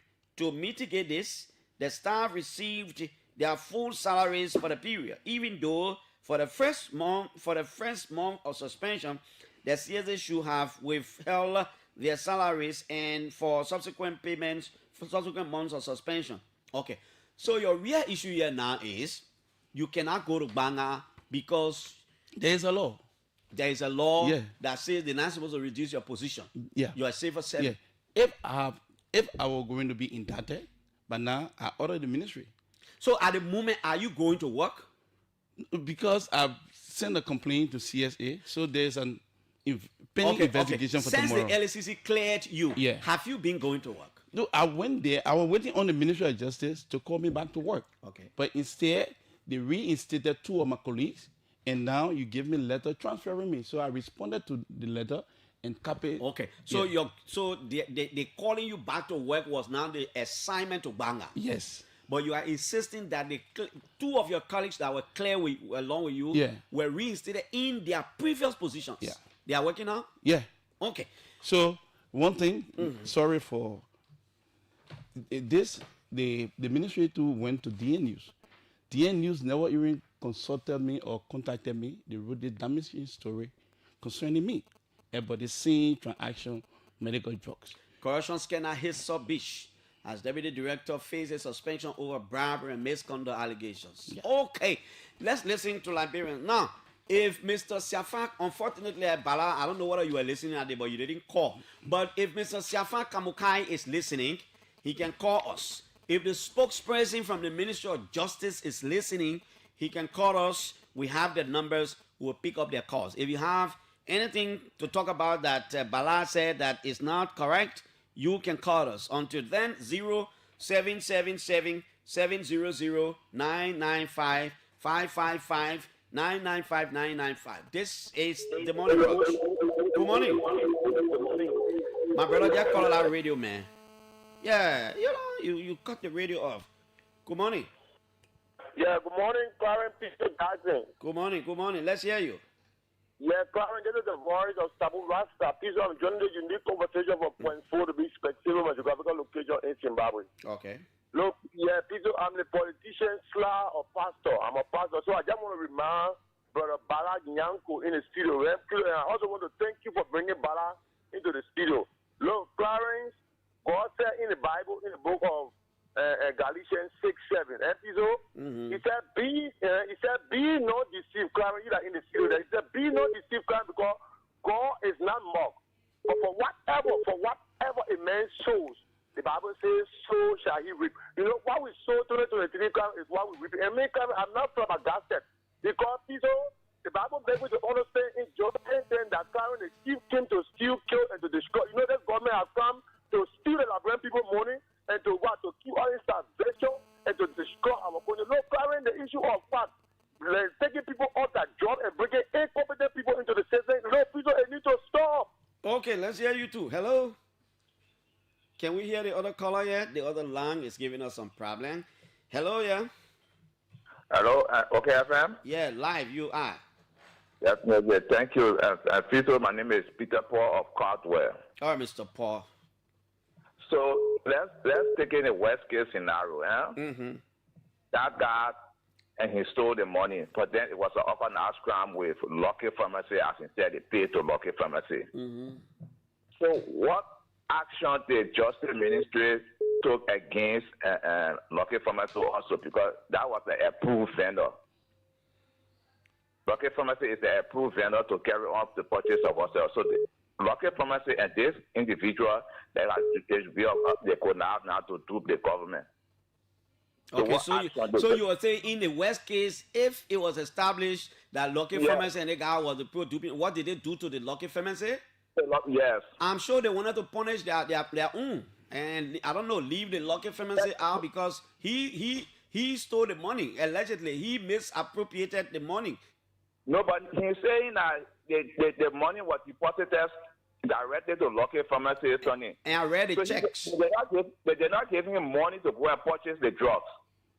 But they send it, they directly deposit that in Lucky Pharmacy account. So it means that any wrongdoing, he and Lucky Pharmacy will be responsible. Is that what you're saying? That means Lucky Pharmacy could not for him. Okay. Thank you. Let's hear you. Good morning. Good morning, Clarence. Good morning, sir. Okay. My name is Philemon Marcos, and I joined you from Pinsville this morning. Marcos, let's hear you. Good morning to my brother in studio there. Clarence, this is the issue with the Minister of Justice. That we're calling on President Baga to immediately release that man from his post. There are a lot of unfinished processes and cases that the man is failed to speak to immediately. How can you suspend somebody for corruption and the case will look into, and you can reinstate the person instead of that you trying to demote the person? What sense does that make? Our ministers need to do better. They need to forget about their society. Oh no, I mean you get evidence on that one, brother. Hello. Hello? Hello on the foreign line. Hello? Yeah, you are live. Go ahead on the foreign line. Is this okay FM? This is OK FM. Let's hear you. Good morning, Clarence. Good morning. You are live already. That's a feedback.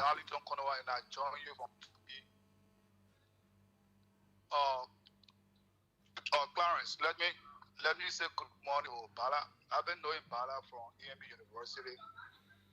I've been knowing Bala from EMB, and I've been knowing Saba too from the Ministry of Foreign Affairs. They are all good. They are all good young people. I think the best thing they can do, they can sit down as young people and sit down and iron these things up. Because it's bad to be in media, young people fighting each other. Thank you very much. Okay, my brother. Hello. Yes. Yeah, good morning, Mr. Jackson. Good morning. This is Julius Andrew. I'm calling from Louisiana Township. Yeah. Mr. Jackson, if this is not a vision, then I don't know how well can we think it, because once a person has been vindicated, I believe all the person right, before should be restored. But trying to, dehumanize the man, even and media outlets you call not that getting it. you call that dehumanizing? Yeah, but it's character assassination, Mr. Jackson. The issue of character assassination, we're looking in the country, but it's very dehumanizing, especially when people are getting the other side of the story. How will you conduct an audit? We're all asking the person or some fundamental question, then you come up with a report. Then media people too, they go and printing it out. At the end of the day, then you reinstate his colleagues. Then you try to get him to error. If that is not a vision, it's not dehumanization, then I don't know how well we can tell it, Mr. Jackson. Okay, thank you. Hello. Good morning. Good morning. Good morning. Well, my name is Daniel Fitty, and I call you from around the milk and honey ground, NTA. Yeah. Clarence, I don't understand. They reinstated this brother, and I think he's trying to reject assignment. Is that what he's saying? Because according to him, the minister,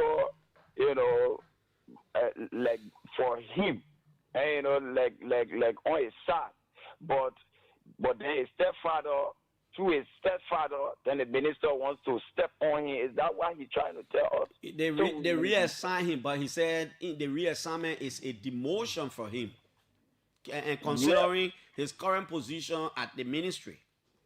Yeah, but then let him accept the assignment and then negotiate. That's why. Okay, thank you. Hello. Good morning, Clarence. Good morning. Well, this is the voice of Prince Samuel, and I'm phoning from Piso Juba this morning. Yeah. Yeah, I think the Minister of Justice need to do the most honorable thing, because they are the branch of government that it should depend on. You understand? So if there's an issue with the minister, between the minister and this individual, I think the best it should be done. It should not be done based of transfer of aggression. The man is going to get up on the kids. Restore the man back to the post. Okay. Hello. Yeah, hello, Clarence Jackson. Good morning.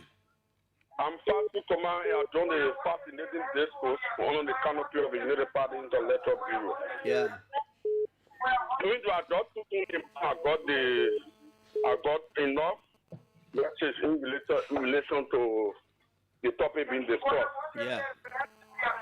I think the guest there is talking about reassignment and a salary or a remuneration doesn't commensurate. No, he not. I will ask him that. He's talking about reassignment, but demotion. I think the issue of working mostly at the ministry. Mm-hmm. Sometimes the apprentice there can deem it expedient or deem it necessary. Like you find it feasible for you to work in a particular department, so you can deem it necessary or put them to reassign to another department. But I don't think he got problem with it. I think what he's focusing on is if you reassign him in similar capacity or equivalent to what he was doing, but he said you reassign him and you demoting him. But let me get to, I know the head of Civil Service Agency of Liberia calling, but let me get to journalist Chokon Framan. He's the editor at the DN News. I think it's important because his online news came up, so it's good for us to talk to him. Chokon, good morning. Good morning, Clarence, and good morning to the many listeners across the country this morning. Okay, Chokon. The story in question, as clearly reported by DN News, is clear that we did not manufacture any story as insinuated by our brother in studio. The story was reported, it was clearly stated by the Ministry of Justice on our Facebook page, and then we did local call intercepting, man. Moiba Johnson, I'll call you back. He was suspended. Chokon, go ahead. Local call intercepted. I apologize. Yeah, like I was saying, the story was reported by the Ministry of Justice. All you say is exactly what the Minister of Justice issued in his press release is what you just put. Exactly, along with contacting him. We contacted him and he consented that he was suspended. So it's included in the story. So why is he saying that insinuating that we manufacture story. We did not manufacture any story. Okay, thank you, Chogon. Give me the story you just gave me. The man said they contacted you and you confirmed that yes, you were suspended, and they included that in the story. So let me see. Give me that story that you gave me. The one you just gave me. I'm trying to call Mr. Moeba Johnson. He will be our final caller, and then we'll go back to Bala. We'll go right back to Bala. Mr. Johnson, I'm doing this out of courtesy because you're president of the Civil Service Association of Liberia. Let's hear you. I bless God for this privilege given me. Clarence, I listened to the brother's concern in studio with you. Actually, if investigation was done and he was found not liable for the action complaint against him, then I think he should be reinstated. And the civil service telling other states that you can, yes, it is lawful to do internal transfer, but then you cannot demote the man when you are transferring. That there can be vertical transfer, horizontal transfer. Okay, so if you are transferring, you transfer the man with a salary. You transfer the man to an equivalent position, but not to demote him. So I think I think I read he has done by complaining to the entity, the civil service agency. But as far as we're concerned, I think he's on the right course. Okay, thank you. I will read the article very quickly.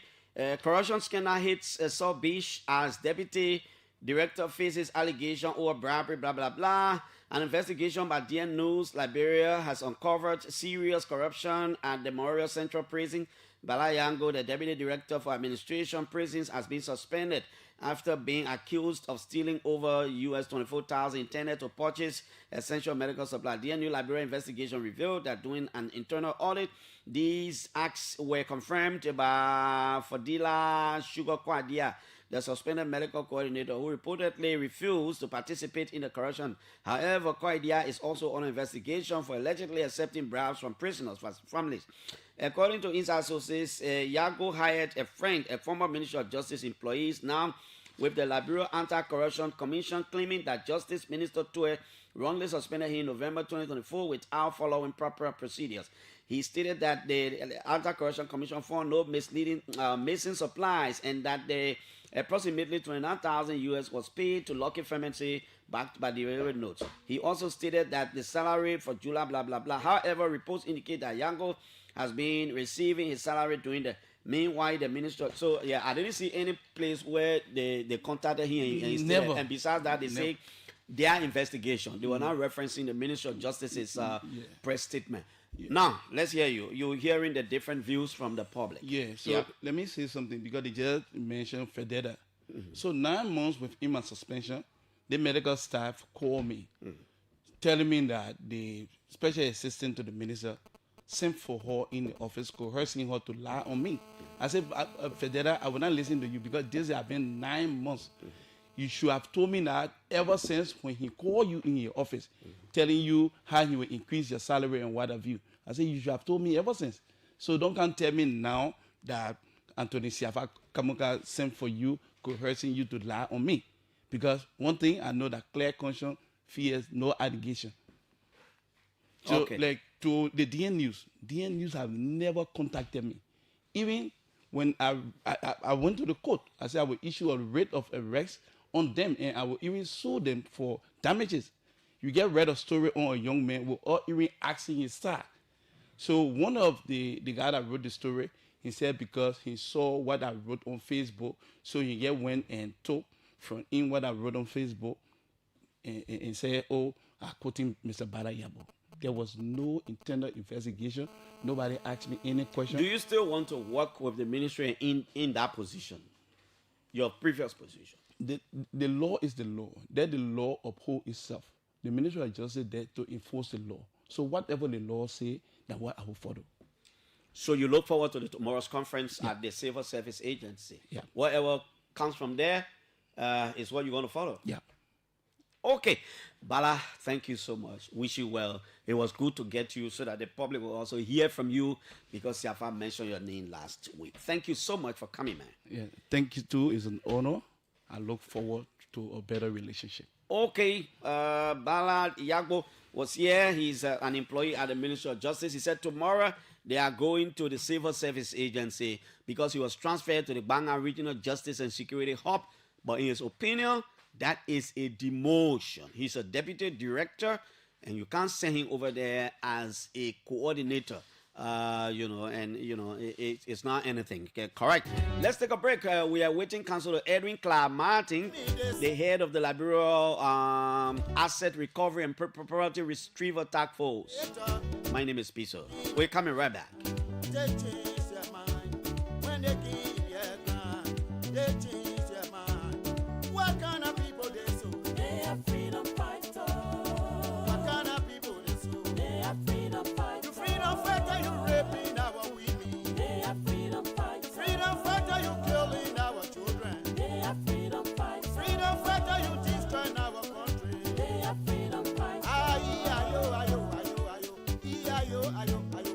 Ayo, ayo, ayo, ayo, ayo, ayo, ayo. Ayo, ayo, ayo, ayo, ayo, ayo, ayo, ayo. Ayo, yo, ayo, ayo, ayo, ayo, ayo. This is the Freedom Fighter song. Never gets old. Good morning to all of you. If you're celebrating your birthday today,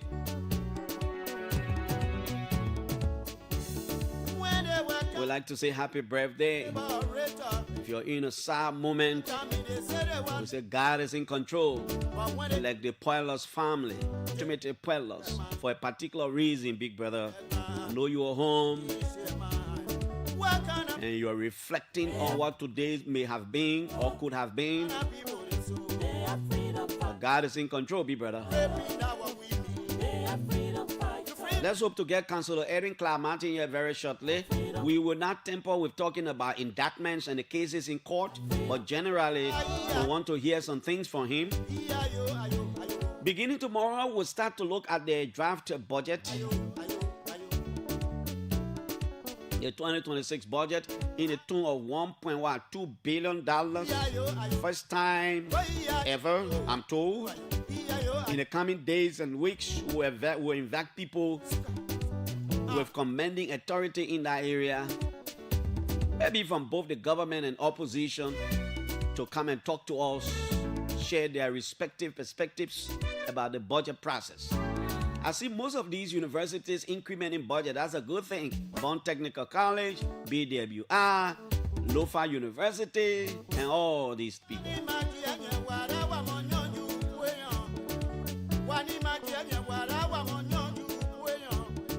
We're going nowhere. We're here to stay.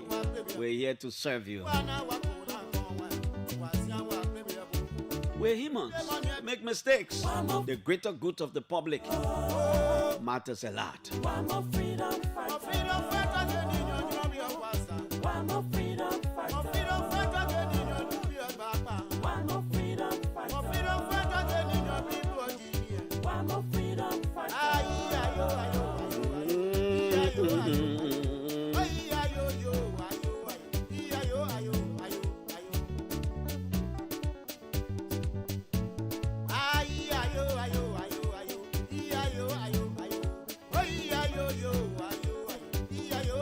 I have few papers here.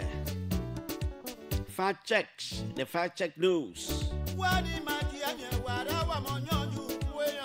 Public outcry. Rescue officials for co-treatment.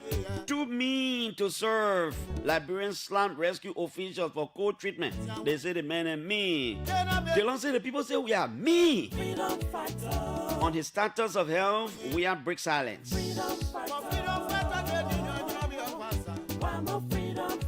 President Boakai presents US $1.2 million budget to the legislature. This is from the Hard Facts News right here. Let's go to hot pepper. How hot is the pepper? Rescind Pavofort our associates role financing agreement. Some Liberians have been making their own comments. Liberia's waste crisis demands transparency, not Zoom Lions tinted hands. What is this about a Zoom Lion company? See, Liberians don't want a company.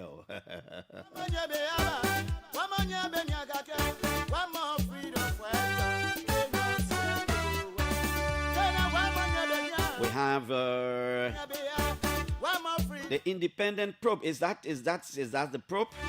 AML US 200 signature bonus takes budget to US 1.2 billion.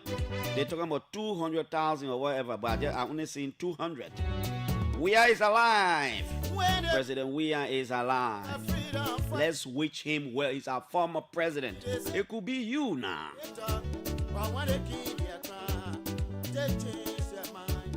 When they keep their crime, they change their mind. What kind of people they so? They are freedom fighters. What kind of people they so? They are freedom fighters. You freedom fighter, you raping our women. They are freedom fighters. Freedom fighter, you killing our children. They are freedom fighters. Freedom fighter, you destroying our country. They are freedom fighters.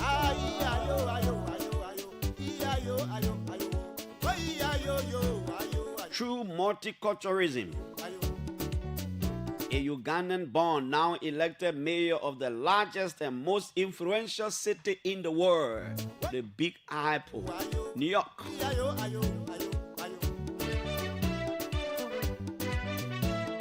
34 years old, I'm told.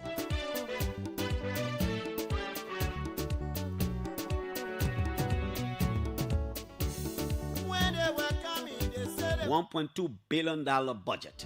When they were coming, they said they were liberator. But when they came, they changed. We're still awaiting Edwin Clark Martin, the head of Liberia's asset recovery and property retrieval. But I see the main institution in the draft budget. Maybe that oversight, maybe it may get our problem, so I didn't need glasses. I was just throwing through the budget.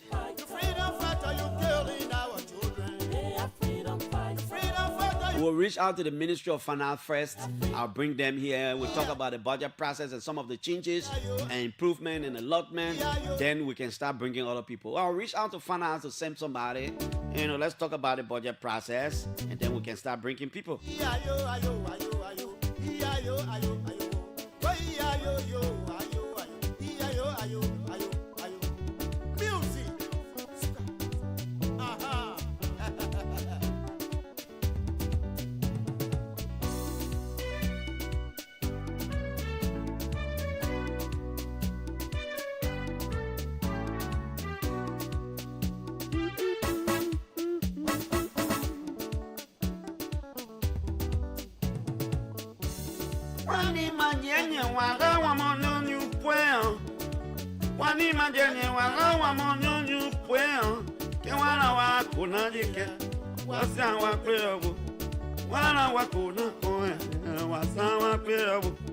Oh, the Bassa dialect. So sweet to singing, Good morning to all of you. Edwin Clark Martin is the man we are waiting. When he show face, we'll pick him.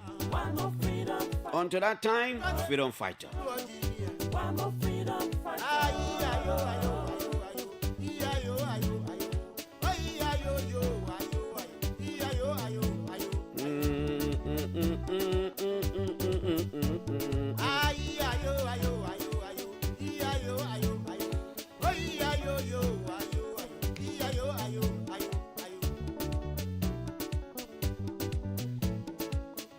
Big brother Jiple Yenswa, long time. Man, our concentration has been on coming back home. So I've not been placing those calls. Sorry, big brother. I will reach out, we'll pay our dues.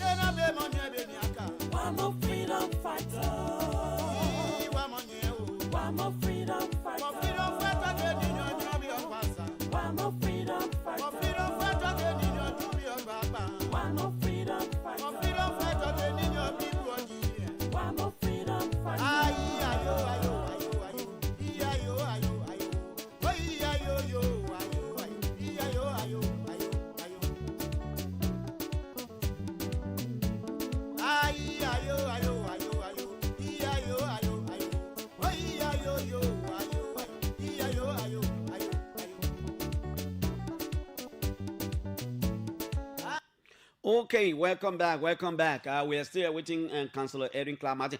The other day when the president made some appointments in the government, something was confusing me. I don't know whether I'm the only person. The president had appointed Hensin Kiazulu as the head of the National Bureau of Concession and took Theodore Mombo to Bureau of State-Owned Enterprises. But a few days, then the president again appointed an officer in charge. Maybe I need to go there. A few days later, they appointed somebody in charge of the National Bureau of Concession. So I was like, they withdrew Hensin Kiazulu's nomination, or what? I mean, I didn't get it there. You know, I really didn't get it there. I'm going back to see what I can see. Yeah, they appointed him as the head of the National Bureau of Concession, former representative Hensin Kiazulu. Then a few days later, they appointed somebody in similar position, and not similar position, but as an officer in charge. I want to go directly there to see what I'm talking about. I don't know whether it was a mistake, an oversight, or what President Bwaga establishes the Carbon Markets Authority draft. Not this one.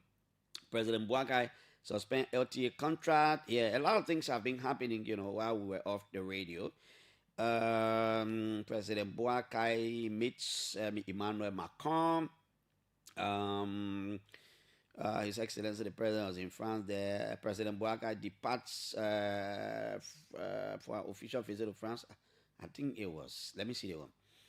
Reconstruction of selected balls. No, it was, I think, a way up. Yeah, but yes, I'm trying to just wrap my head around it. The president, the officer in charge. Okay, so I think what's happening is two things can happen. Either the officer in charge is one of the deputies there, and then the president just appointed as officer in charge, so that people will not be confused. Maybe that was the reason.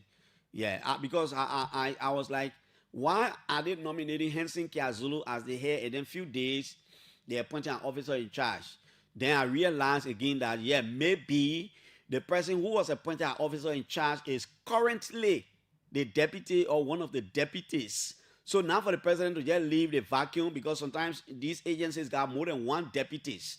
So when the president just appoint Hensin without doing something clear, maybe the deputies will be fighting and say, no, I in charge, by structure, I in charge. So the president said, no, I will also appoint one of the deputies as officer in charge. So it is clear. So the other deputies will not say, oh, they don't want to appoint me in charge, so I in charge. So I think he will oversee the Director General for Concessions. He will oversee the place on there. I just hope when Hensin Kiazulu get over there, there will not be noise. You know, few agencies in the government, I don't know why. The weird time it was now Inspector General Gregory Como and some of his deputies there. The president relieved Gregory Como of his posts. They put somebody there. When that person got there again, who they put over there? They put one lawyer. What is short big brother name? The head of the NBC Honor George, we are right after Gregory Como. I may have forgotten his name, but I know him well. When they put in there, he and Brisbane, they could not make it. Every day, protests over there. Every day, people throwing PT at the NBA, the men of 14. Then the Joe regime left. Bwaga regime came. They put former Mahapolu. Those of you we know, Theodore Momo has been senator before. He was working with the Liberia Broadcasting System when he ran as senator of Bapolu. When one of the senators passed, Senator Tumetios, I'm very sure my member was helping me around the one. Bapolu County Senator Juan Tumetios. When that woman passed, Theodore Momo became a senator of Bapolu County. He left the Senate and became chairperson of Benena Ure's, how do you call Benena Ure party? I think he's still the chairperson of that party. He left because of something. You know, last minute of time, Ure did not support Bwakai, and Theodore Momo remained something. So Theodore Momo now became Bwakai's first NBC boss. Okay, yeah. After all the holo balo, Gregory Como decided to resign. He left. Thank you, my brother. All Liberian party. Theodore Momo left the city. Then, as the years went by, he became chairperson of the All Liberian Party. I have to check to see whether Theodore Momo is still there, because that he supported Bwakai and Ben Yue didn't. I don't know whether he's still the chair, but I will check. But then Bwakai made Theodore Momo the head of the National Bureau of Concession. Yes, I got it right. Edward Tumetios. Yes. He was senator. The Tito Momo replaced in 2007. Yeah, my memory is fresh. My man, I'm not too old. So I know Tumeteos was there. Even his son, the late Tumeteos' son, being contesting in Agbapolo as a representative, but he hasn't been lucky to win. So Tito Momo replaced Tumeteos. So when Tito Momo took over again, the most recent time, a deputy, one of his deputies could not make it. They work out union call press conference. The other president, at some point, they started throwing pity. So I can be thinking, the National Bureau of Concession, waiting over there that when the men go there, pity they can count. It's a power, deputy, you want to listen to his boss, or the boss taking unilateral decision that's supposed to be taken with the involvement of all of the deputies. But NBC parent can always be there. Yeah, NBC parent can always be NBC. Problem can always be to that NBC there. And the way they have appointed Teolo Momo as Director General proper at the Bureau of State-Owned Enterprises, he's looking at Arthur Masakwe not coming back.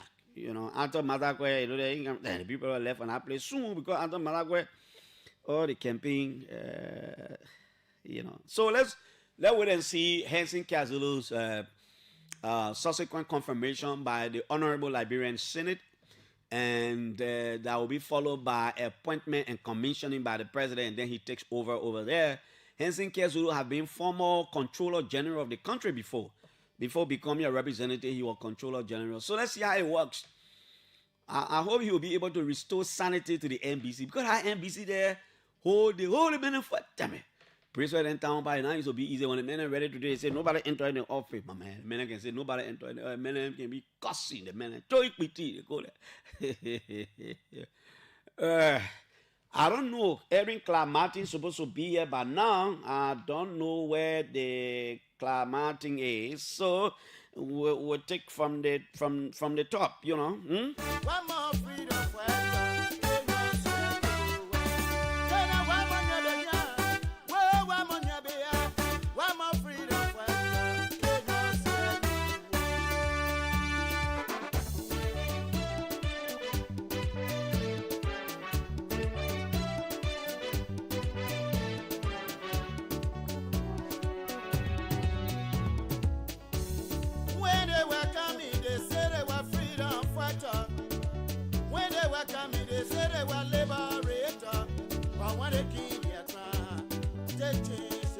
Okay, I'm told Clark Martin is around. It's almost 15 minutes past 8 o'clock. So we got 45 minutes to go. We hope we can get in shortly.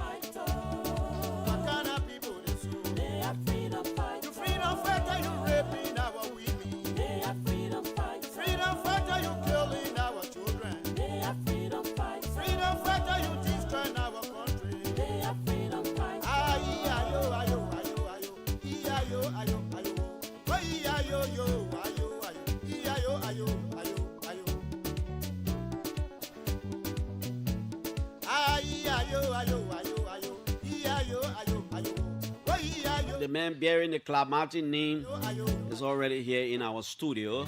He used to be County Attorney of Monserrado. He will go on to become chairperson of the Liberia Anti-Corruption Commission. The circumstances that got him off his history now. At one point, you will have interview with the BBC and they'll say, "Where are you?" And he say, "You can't disclose the location." And they got it, man. You must say he's saying that right on the oil. He say, "You know where you are." Okay, but we'll take him very shortly. We'll start our conversation right here. And the spokesperson of ARES, formerly of OKFM, Joseph Daniels, is here in studio. And let's bring the music down and go straight, since we've gone 15 minutes into our time. Sometimes the lawyer, they are talking, they can do that in code. They can't really, they can be doing it short. Especially today is the opening of court. So I was even thinking, well, Councillor Martin would have come. But thank God he's here. Good morning, my friend, my former friend, Desing Walawuli Sibo. Walawuli, when the couple say Walawuli, what it mean? Clara, that good man, you can speak good crew. Councillor Martin, good morning. It's good to have you, man. Good morning, good morning. It's a pleasure to be here. This is my first time in your studio. I'm so impressed. Yeah, how is everything? You have to see. I know because of the joy you too. How to see you? No, the work is not easy. So, but as God will have it, we're doing a labyrinthal job. Okay. We'll do it to the best of our ability. And we feel that at least every Liberian has a work to do for this country to transform it from where it is to put it somewhere better. And that's the way we find ourselves in today, and we are happy to do that. Do you move around freely? For security reasons, I won't say that. Okay. I'm asking because a few months ago we heard there were some attempts at your house. That's why I'm asking. Oh yeah, there were some attempts, and I think you called me. I called you and that morning. And I explained that there were some attempts made for some individual to jump over my fence, but fortunately for us, with the aid of the police, There was repair. Yeah. As a lawyer, I will not even ask you because I know you dare not talk about some of the indictments and the court cases. But generally, we'll look at your scope and some of the issue. Generally, what is just give us a little bit, and I will sit down and listen to you. The mandate of the asset recovery and property retrieval task force, and the purpose and your role you're currently playing in the country. How are you different maybe from the Anti-Corruption Commission or other institutions? Well, our mandate primarily is to identify, trace, recover, prosecute, and repatriate. And domestically, we have this jurisdiction, which is the Republic of Liberia, to do that in the Republic of Liberia. And our mandate is more wider because we extend our tentacles of investigation outside of Liberia. And we also have the power to issue what we call Need Essay Republica. We're also working within the diplomatic corridors to make sure to find you where you are. If you are indicted, you're on the run, we can use our diplomatic initiative along with our partners to make sure that you are arrested and returned to Liberia for prosecution. So we had a broader scope. A broader scope. Yeah, very broad one. Are you still in touch with your counterparts, if I should say? There was a group from London you brought in the country. Yeah, we call the FTR consultants. I think we have about 6 of them in the UK. We have another one in Switzerland, and we have 2 in the Republic of Ghana that we are working along with. And they are so impressed. Normally, they work along with us on Zoom on most of the investigations. They review our case file along with us, and they have major input into our investigation. So when it comes to the issue of Liberia, many persons outside the international partners are willing. They only want to see the political and the presidential will. And what they have seen from this government, that this government has given its political will, executive will, and presidential will to combat corruption. So they are happy and willing to help. Now, you're heading a very big institution that is responsible to retrieve not just our stolen assets, but to work with partners around the world to do a lot. Your job must be, transparent. It must be a process that everybody trusts. Now, I want you to drill us through your investigation process. How do you conduct your investigation? What are the procedures, the legal compliance, and do you at some point collaborate with other institutions of the government? Thank you, my good friend and brother. Our entire process is a constitutional-based process. That means it involves with the theory and the procedure of due process. And the gathering of evidence is by intelligence. And people who will exercise that right to whistleblower. You know that any good Liberian who definitely will protect your image, your identity, they call us and they give us information about wealth that they see that were acquired just in the period of maybe 2 months, 3 months, 5 months, or even 4 years. And mind you, your identity will not be disclosed. So when we have that information through the process that we have just outlined, then our investigators will now go and what we call, they do the case analysis of the file. They see the way the culpability, the way the pieces of evidence, they draw that up and see possibility upon which those that have been accused can be possibly invited for investigation. When that is done, then they submit it to the board. The board reviews it. The lawyers review it. Now they say, okay, now we can proceed.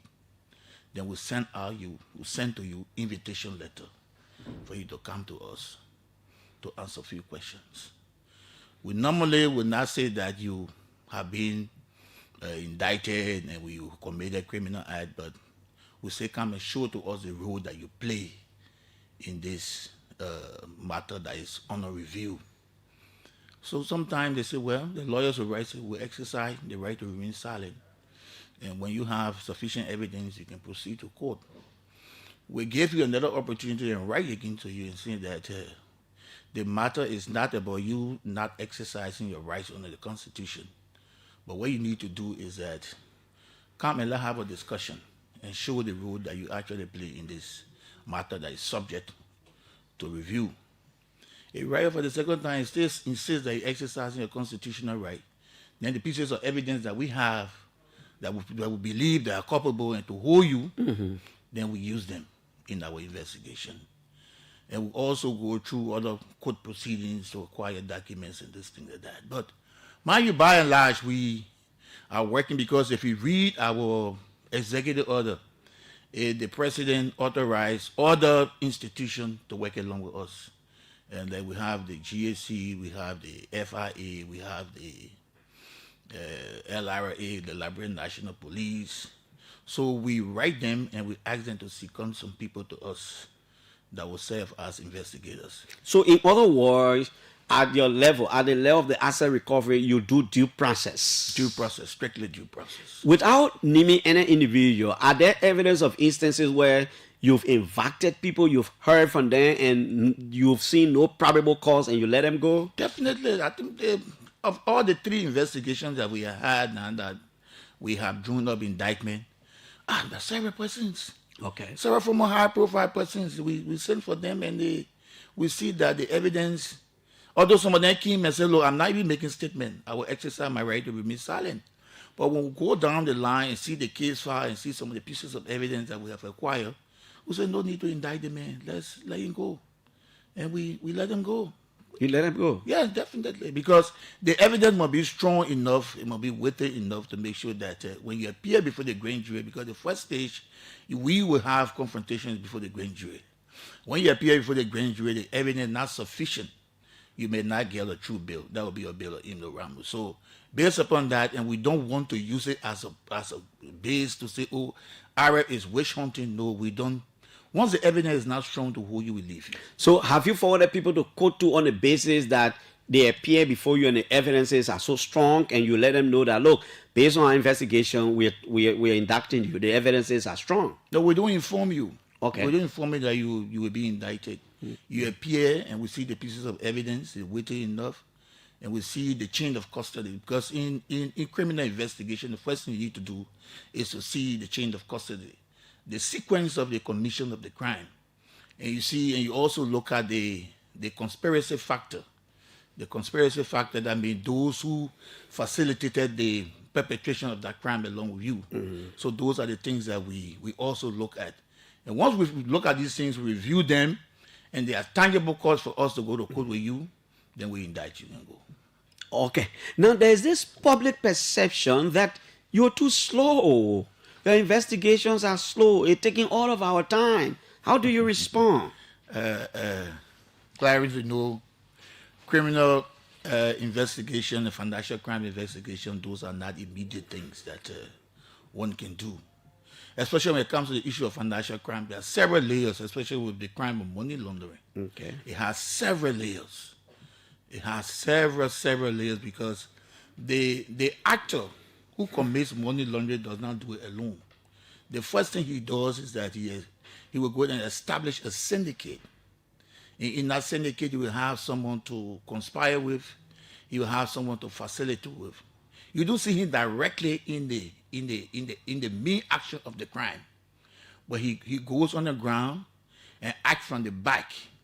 Maybe he's even when it comes to financial documents, you will not see it at the face of the investigation.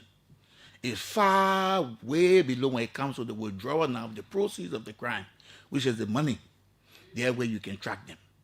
That way you actually see them. And sometimes you don't see them. You see somebody connected to them by blood. You identify. So when we are doing financial crime investigation, we try to identify all your relationship in consanguinity, that means in blood relationship. We try to identify them. We profile your entire relationship, from your spouse down to your children, your cousins, your nephew. So I hope that you don't have any nephew who will be chasing. I wanted to say, I hope you don't have anybody too.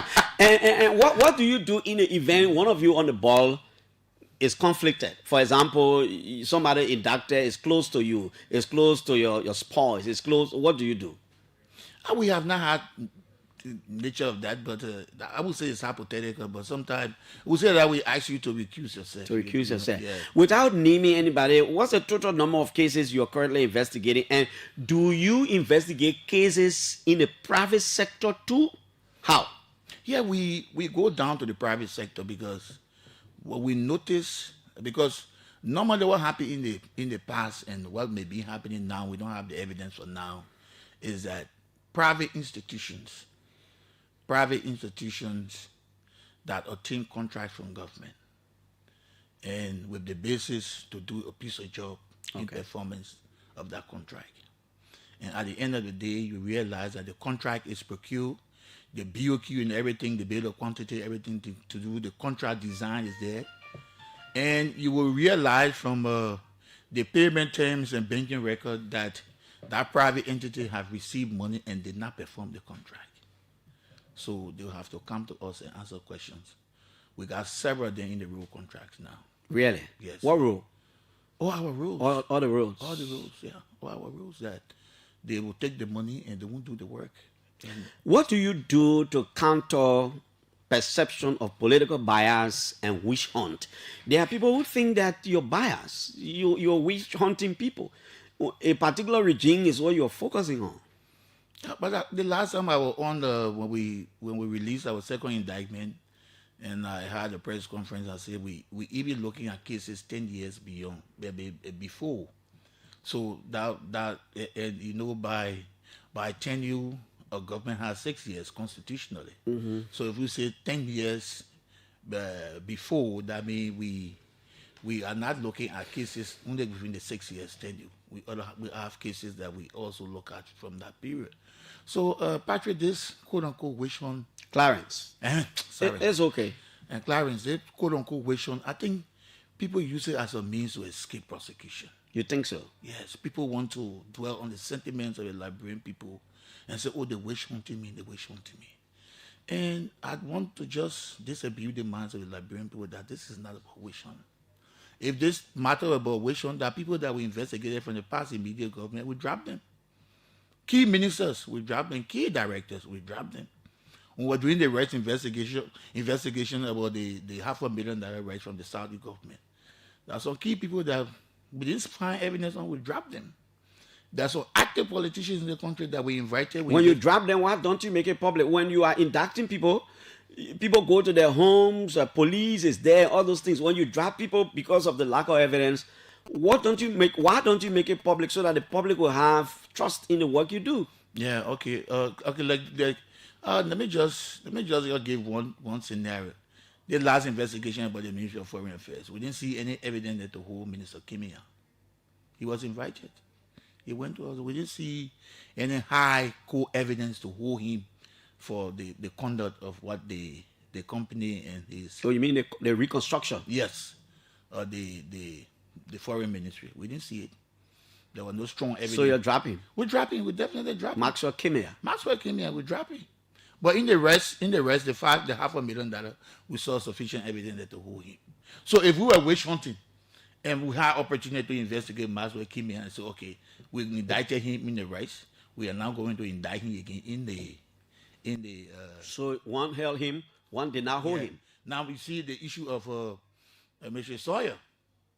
As I speak to you now, Mr. Sawyer has been indicted on three cases. She has 3 indictments now on her. The first, the rice case, we saw evidence on her. Then in the money laundering case, we saw the movement of money to the operational account of the Ministry of Foreign Affairs on her signature, and she gave the directive. It was not Maxwell came here. So we could have gone all the way to say that whole mass working because he served as a minister. No. But what we normally do is that we want to see the tangibility of the evidence that will link you. That's what I say, the chain of custody.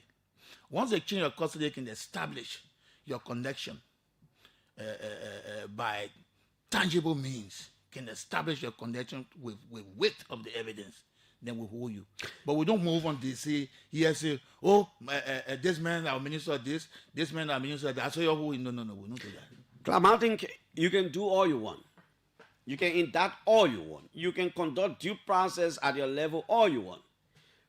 Most Liberians are interested in recovery of quote unquote some of our stolen monies. What do you need as an institution? Will we see you recovering some of our monies? Are there implications that we will once in our lifetime see one asset recovery bringing in some of the monies here? Yeah, definitely, Clarence. As I speak to you now, we have made several gains internationally. Maybe a month from now, I will be before the British court, the British High Court. You think so? Yeah, definitely. We have already filed our pleading there, our petition for the recovery of a good amount of money that is now being held by the National Crime Agency in Great Britain. And this is breaking news. Yeah, and we are working along with our partners. We have already done our petition before the British court, and I'm supposed to go and make testimony on behalf of the in the tune of what we're talking about. In the tune of 8 million British pound. So we're doing all of that to make sure that we bring, this particular work that we have to do, as I said, is not immediate. You take your own time. You manage to establish the basis. When we took over Arab, we did our due diligence about that money that was held by the British government, and we started working along. You want the person indicted in at a British court? The money was confiscated on the commission of money laundering, crimes and what have you, corruption. So, and that particular institution was working for the government of Liberia. So, based upon that, we filed a claim that this person was working for us. So, what we need to do now is to make sure that in law we call them to wind up the institution. And that petition now is before the British court. Once that petition is given and we have a win in that petition, then we move directly to the asset recovery and the repatriation. But that has been done in conjunction with the British government. With the British government and your partners too. And our partners too. Yeah. What are some of the current challenges facing your institution? You are surviving on presidential order. Every year they renew. I don't know what the president will do soon. But I was just saying, I was laying my eyes, just flipping through the national budget they draft one. I didn't see any law. I looked at the men and their ass slip, but have you noticed that? Myself, I saw somebody saying it. There's nothing there for you. Somebody sent it to me last night, and I said, but what's going on? I think maybe that oversight, because to be very frank with you, I think they need to revisit that. Definitely, they need to revisit that, because that's not a good sign for combating corruption. This work that we do, we have to be funded adequately to make sure that even to get intelligence, we pay for intelligence. You do? We do pay for intelligence to come. You're not getting information free. There's a particular case now, we're tracking that particular case. We are tracking it. And they got to tell me that before I release the documents to you, you got to compensate me.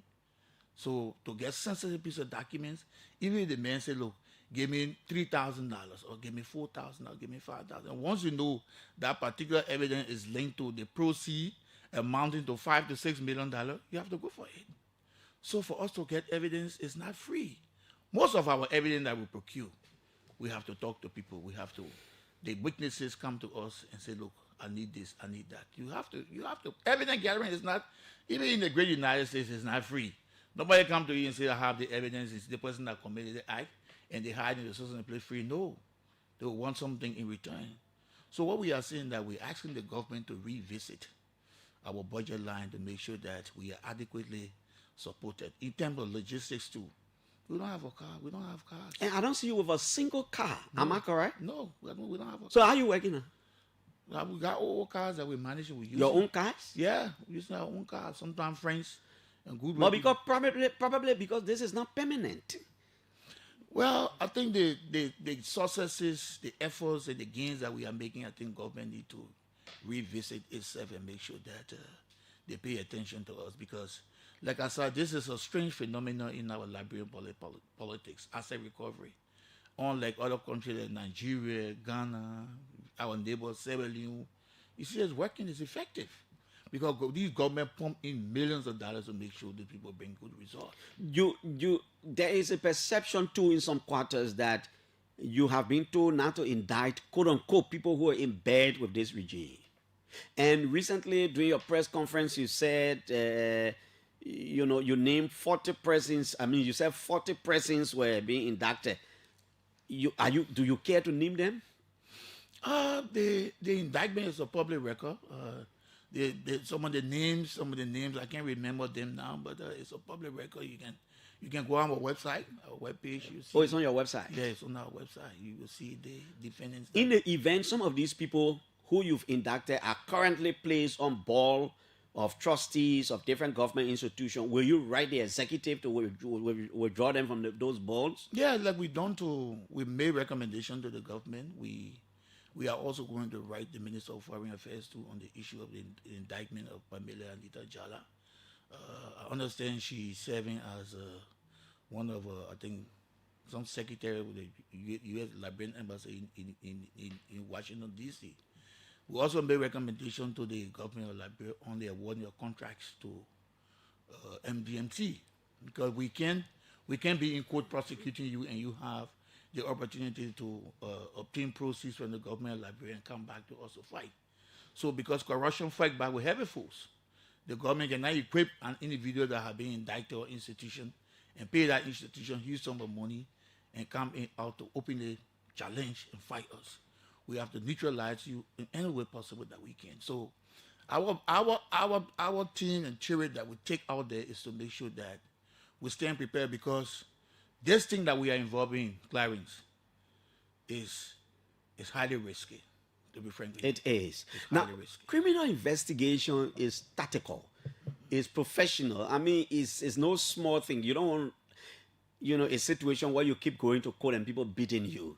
Do you have the expertise? Do you have the experts? Do you have the trained people to go after some of these cases following tip-off, to do investigation and inform the board of commissioners that, look, the evidence is grave, we can go after this one? At Clarence, we have people who are trained. We have people with that potential, that expertise. And if you observe us in the past, those are people who have been seen as a recovery that VLA. Because we're not VLA, we take our own time. Myself, one time I was wondering why I still existing. Oh, yeah, just killed the fool. Oh, yeah.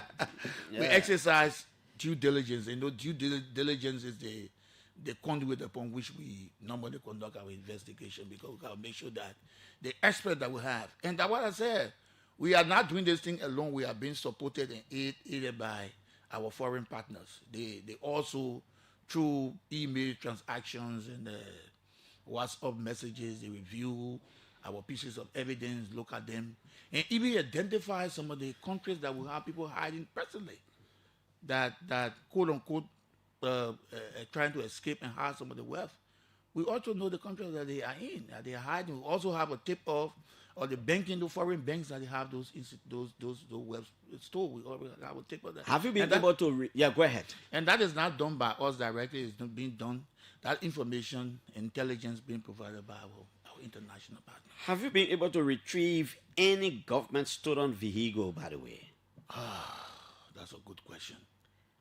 We in 2024, what we done, we established a case docket where we wrote all ministries and all agencies of government to give us the listing of all assets that were procured within the period of 6 years.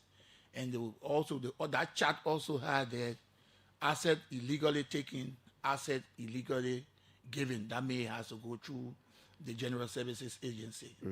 And all the files that came back from that form, I think that one of the motorbikes, because when we asked questions and went through the files, they said most of the assets that were procured by government did not go through the GSA. Okay. So it makes it it makes it difficult to trace. Yeah, very difficult to trace. They did not go through GSA. Some of those assets were procured and they just from the port straight to you. It did not even have GSA marking on it. So that has been one of the major problems that we have had over the years. But we are still trying, like I said, our intelligence still working behind the scene. Is the issue of cross-border relationship now undermining your job? When we talk about newly and quote unquote this issue about this yellow taxi came about, it was when people ready move vehicles out of the country. They move it out. This cross-border movement of vehicles. So most of our vehicles are moved and they were moved in excuse me, those country and sold. They didn't move them there to keep them, they moved them here and sold them. So that was the intelligence we gather. Okay, Edwin Clark Martin is the chair of the Board of Commissioners at the Asset Recovery and Property Retrieval Task Force appointed by His Excellency the President. They've done some indictments in recent time. He says, no, they're not doing witch hunt. Were they doing witch hunt, they would not have clear Maxwell Kemea of one of the two allegations against him. But when they did not see any sign of evidence, strong, very substantial, they let him go. He says sometimes they pay for information because some of the information they get are free, and they are following a process in Great Britain that will ensure a retrieval of some 8 million British pounds. They're they're working with the partners abroad to ensure those monies are brought back to Liberia. When the time is ripe, probably he will let us know. At this juncture, let's go to the lines now as you will be listening to take calls on 0777 700 995 0555 995 995. Councillor Clark Edwin Martin is here as our guest this morning. Good morning, first caller. Good morning, Clarence Jackson. My name is Daniel. I used to call from the Milk and Honey Ground NTA. Daniel, just call your phone in, my friend. My name is Daniel Philly. Okay, Sadie. Let's hear you, Sadie. Yeah. Thanks to your studio guest this morning for at least coming to us to explain. But one thing that baffles me in this country, year in, year out, government come, government go. They will just come, to pretend to the Liberian people. I hope it will not be, from this government that I strongly support.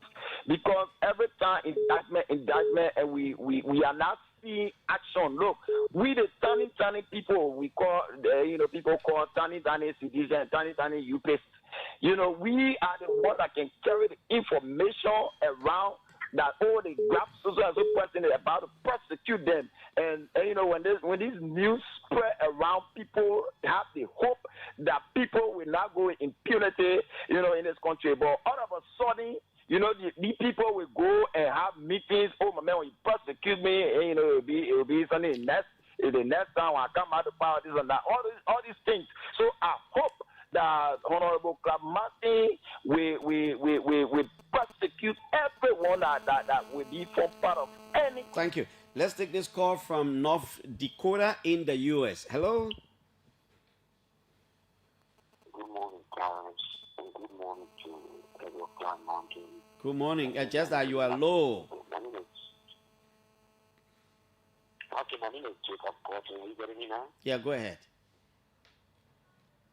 Okay, I want to say thank you to the ILP, and I want to say thank you to every Liberians. And I just want to say this to my brothers and sisters who always on Facebook posting people suffering the rules are bad, they want it things, they want it bad. It is about time all of us turn up together and fight corruption in Nigeria. Not one single president is better than the other president. Today, you see the hospital is not funded, you see our roads are terrible, as well as the Guatemala posted. It is because of the same bad governance issue. Nobody is saying Singapore is corrupt. Nobody is saying anybody is corrupt. But the thing is, when we come out with this family, let us together, hold together, and let the people do their job. There is a reason why our country is not going anywhere. Because when we defend corruption, we tend to act as if to say that we don't have eyes to see. I saw a post on a big girl who I have so much respect for, Sandara Patrick. And I was like, this man is an advocate. But he has voted. Nobody has been doubting these people. Nobody telling people they are criminal.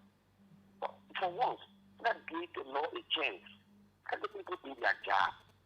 Now, what is too old? Look how very Sarah means. what they did with the Anti-Corruption Commission. See how many millions they brought back to their country. So let the people do that job.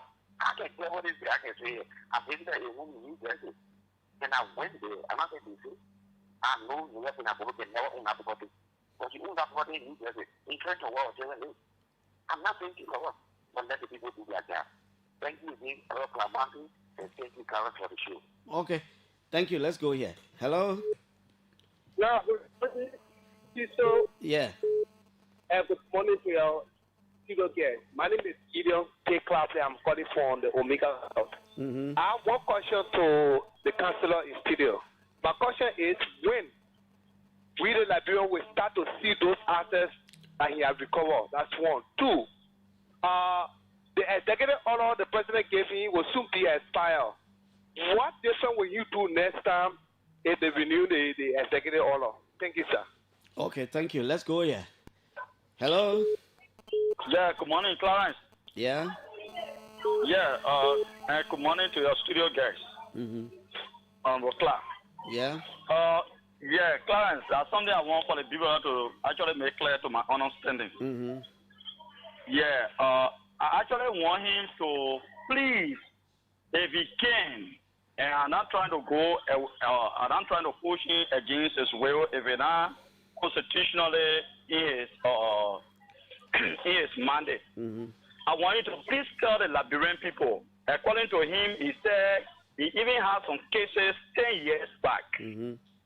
Okay, so I want him to please, if he can only display some of those cases in front of you that has to do with 10 years back. Let him please do that so that we Liberian people, we are supporting the other side so that we can know that indeed Clark Martin is driving his entire fight on the basis of witch hunt so that we can understand that. Thank you. Let me take this call from the U.S. again, I'm sure. Hello? Hello, sir. The local calls will not give the guys the opportunity. Hello there. Clarence, good morning. Good morning, good morning. And good morning to First of all, let me tell the after recovery team, thank you very much. Mm-hmm. And I think every Liberian will be appreciative that those stolen property and funds that were taken from this country be brought back to Liberia, because poverty has been one of the major things that has been causing the serious suffering of Liberian people. Mm-hmm. But my question to the councillor is that is the mandate of this arrest only to investigate past government or is past and present? Because as Past we are and hearing, present. Yeah. past and present, yes, because we are hearing and seeing there, for example, like in Foya, there's a massive construction work that is ongoing, and up to now, no one has taken responsibility of that construction, and it's raising serious tension in the country concerning that particular construction. What is the asset recovery team doing about Shaston? Because we want to know. Okay. Thank you. Let's hear you. Hello? Yeah, good morning, Clarence. Yeah? I'm Terry Richie calling from Sokine Community. Yeah, Richie? I want to ask Honorable Clark Martin if he's safe doing the work. And one of the questions again, I want to know if somebody has been indicted and they are all the country, what are the procedure to get a person? Okay. We can take one more, one from out of the country and one from here, and then we'll call it. Hello? Hello? Hello? Yeah, just cut your radio off. Let's hear you. Yeah, Clarence, this is Emmanuel Lehman. Okay, Lehman. Clarence, so my question is a follow-up question on the presidential project in Foya. How far, want to know any update on it? Yeah, another presidential project is in Broadville that Akash Gray talk about on Spoon.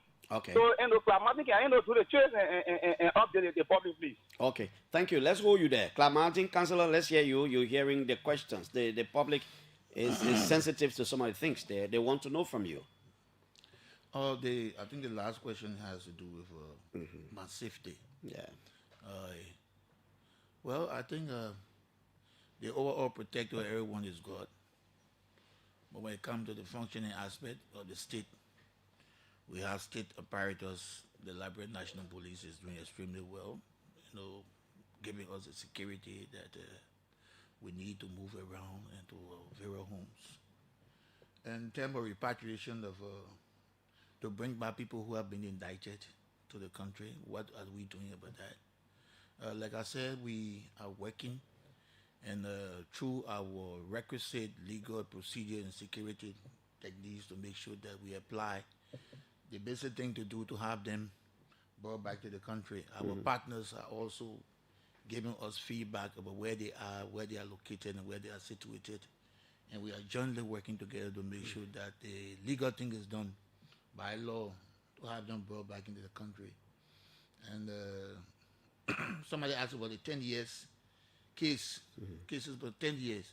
Like I said, we don't disclose the nature of our investigation. Once that is done, people will try to go on ground and even try to destroy evidence that in the possession of institution, what have you.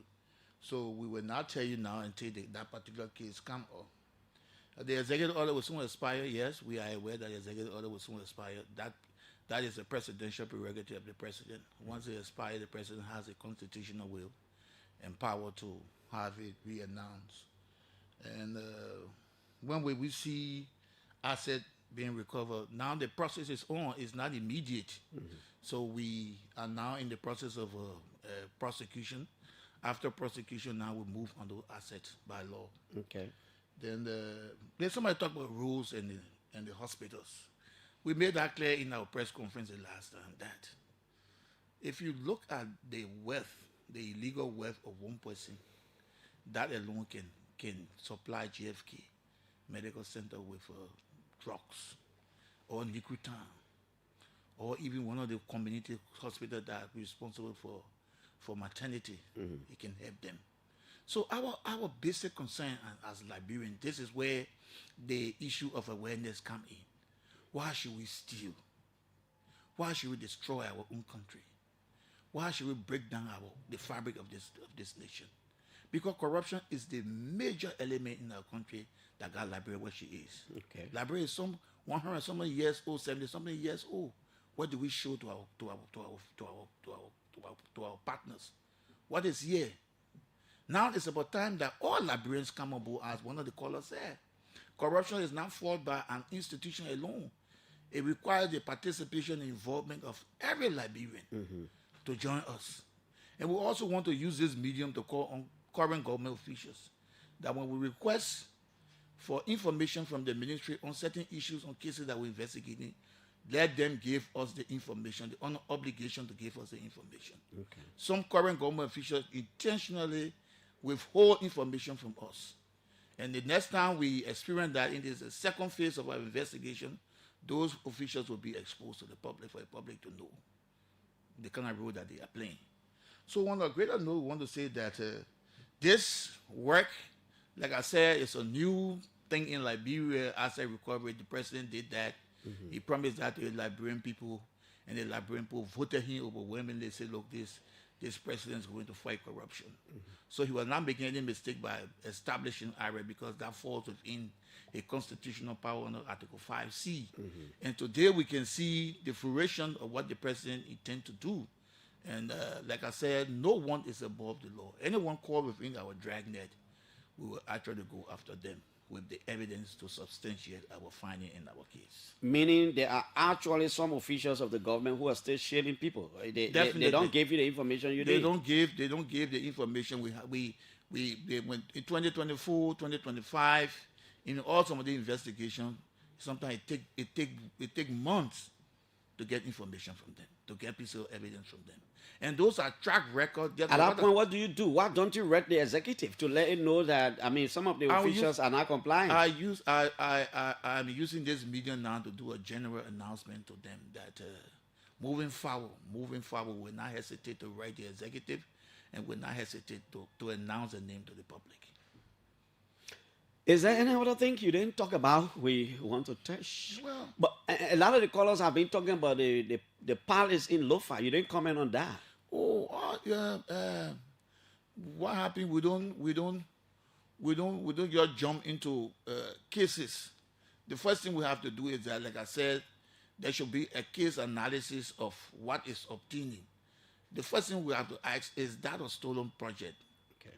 Is that proceed of a crime? Owned by whom? These are the questions that we normally do and establish before we come up with announcement. But I cannot come up with any announcement now to hold any individual liable for what is happening in FOIA. There will be case analysis, there will be investigation, there will be tracing.